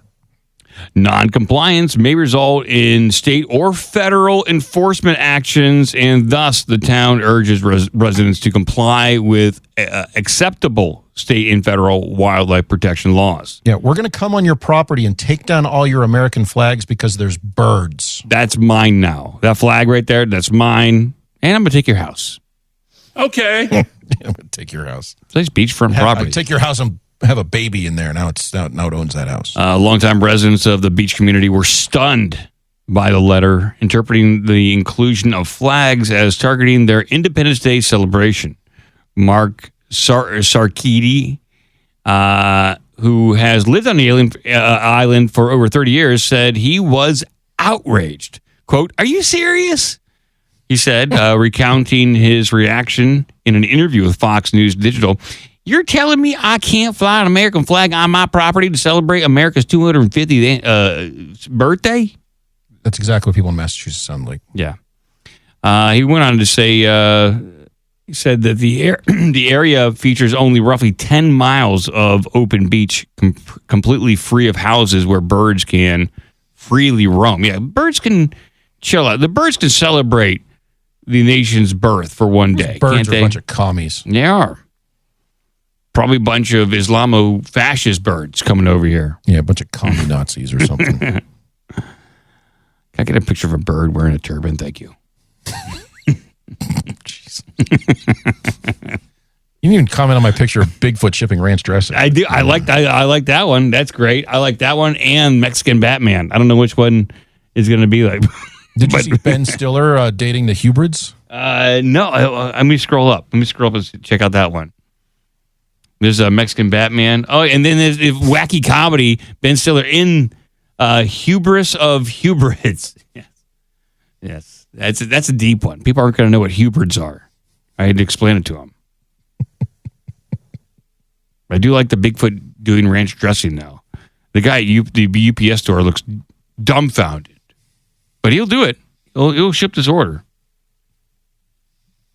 So how's this story wind up? Who's going to jail? This is a lengthy article about flags and birds. Massachusetts hates America. Yep. Flying the red, white, and blue on 4th of July is American as apple pie, Mark Miller, director of the Environmental and National Resource Litigation at the Pacific Legal Foundation, said.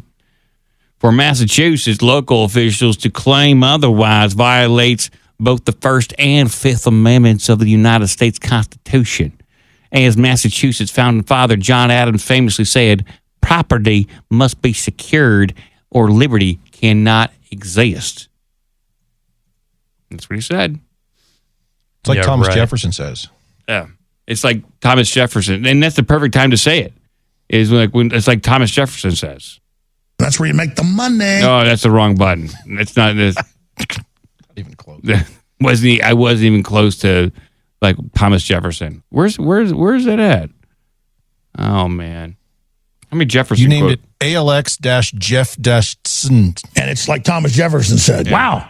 I thought Thomas Jefferson said that. Wow. I thought Thomas Jefferson said that. Thomas Jefferson wrote this. And it's like Thomas Jefferson said. There we go. Okay. There we go. I found them all.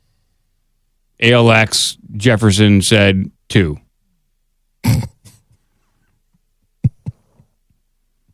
So it looks like it's not going to be a very festive time in Massachusetts, Plum Island. So, all right. Fuck them. No fireworks either. It upsets the dogs. Yeah.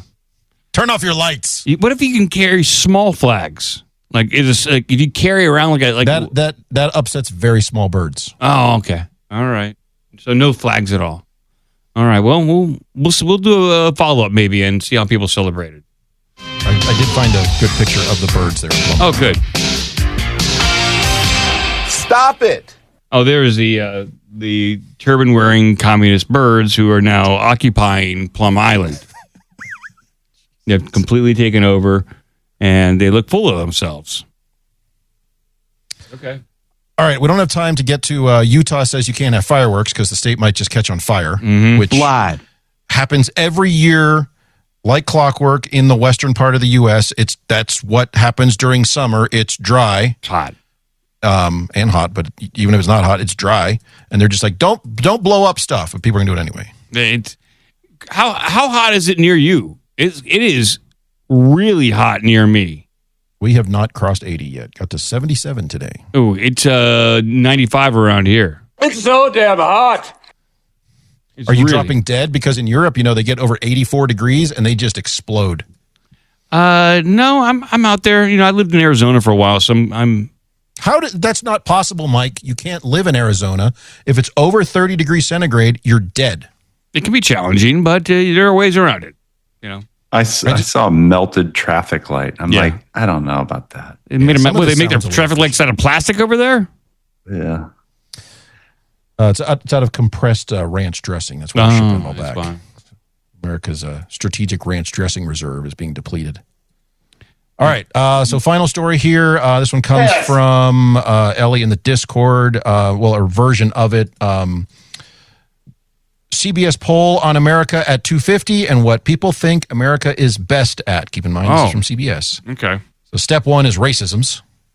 But then you scroll down, it's a semi-listicle. It's these stupid YouGov polls. But if you scroll down, you get the you can rattle off what people are really proud of America.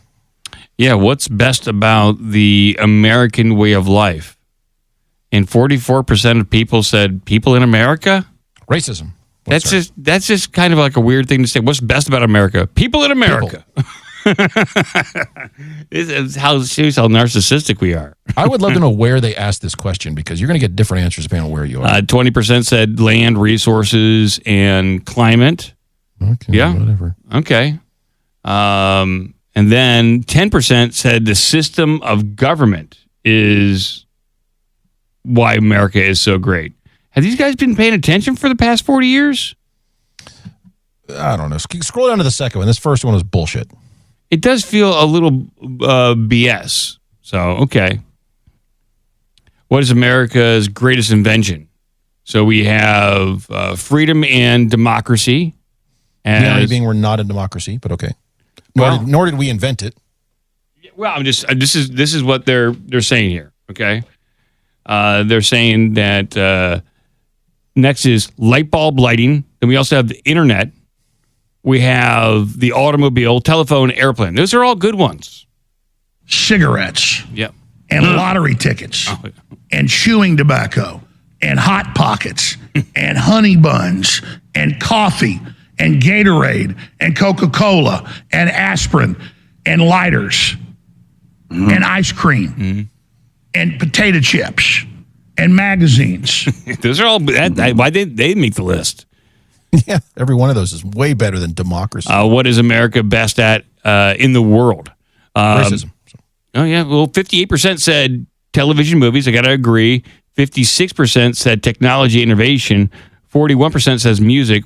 38% says sports. And 31% says food. This doesn't add up. We're almost at like 220% here. 80%. What the hell's going on?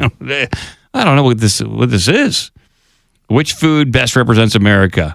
33% said hamburgers, 25% says barbecue, 19% says apple pie, 14% hot dogs, 6% pizza. Okay. Sweet potatoes and collard greens and a big salad and corn on the cob and deviled eggs and green beans and chicken fried steaks. Yeah, those are all good points too. By the way, that is what I am taking to the 4th of July barbecue we're going to. I'm taking a huge plate of deviled eggs. I'm leaving those out in the sun. Nice. Excited about... Also a bunch of room temperature flat soda. Here you go. So here's a real one here. Are you excited about the upcoming America 250 celebrations? 23% said very excited. 29% said somewhat excited. 47% said not too excited at all. Well, I mean, that's probably mostly Democrats, 47% right there. I'm imagining right there. I got to say, I'm somewhat tepid. You know, you commie. I'm somewhat tepid. I will be here. We're not traveling anywhere for... You don't have to travel. You can still celebrate America by blowing up a small part of it. Yeah, okay. I'll see what I can do. Will you fly the flag at home on the 4th of July? 48% said yes. 52% said no. Most of whom live on Plum Island. Okay. That's very sad. It's very sad. I saw a similar poll that said something like, they were comparing to, I think it was 2001 or something. So in 25 years, who's like, proud to be an American versus not. And I was like, they were showing like conservatives, it was pretty much the same. It's like 85, 90%, whatever. And then it's like on the other side, the liberals and now the socialists, it's like way down in like 20%. I'm like, well, that's kind of your own doing. So enjoy. You made your bed, sleep in it. Yeah. Well, thank you everyone for joining us for this Wednesday show, episode 1403. And we hope it entertained, educated, and informed for your listening pleasure. You can go to OBDM1403.com if you so choose. You want to support the show. There's links to Patreon and PayPal. I'll do a drawbridge of donations coming up here. maybe for the 4th of July. Thank everyone. Because this is America's podcast. I don't know if people realize that. This is America's podcast. By the way, I don't know if you have them, but I've got a huge pile of fireworks sounds if you want for Saturday.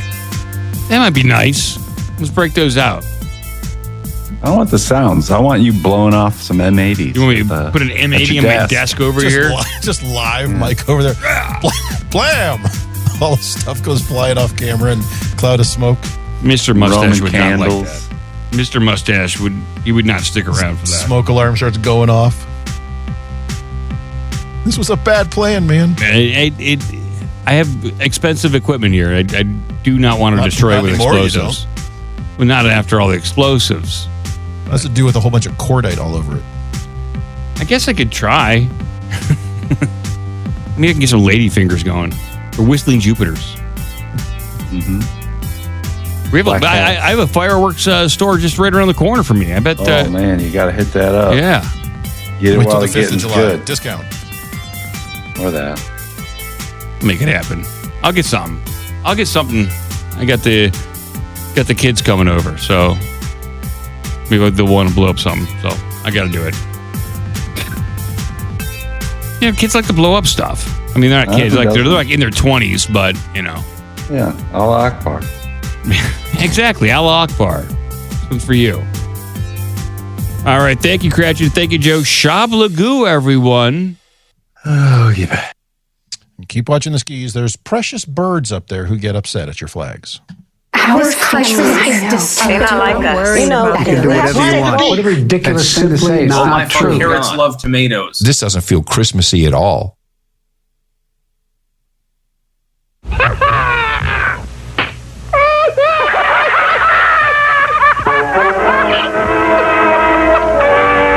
That's about all. Shablagoo. Sit, Ubu, sit.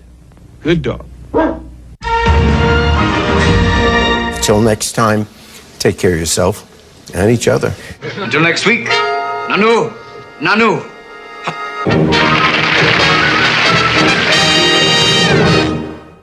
Checkmate, bitch.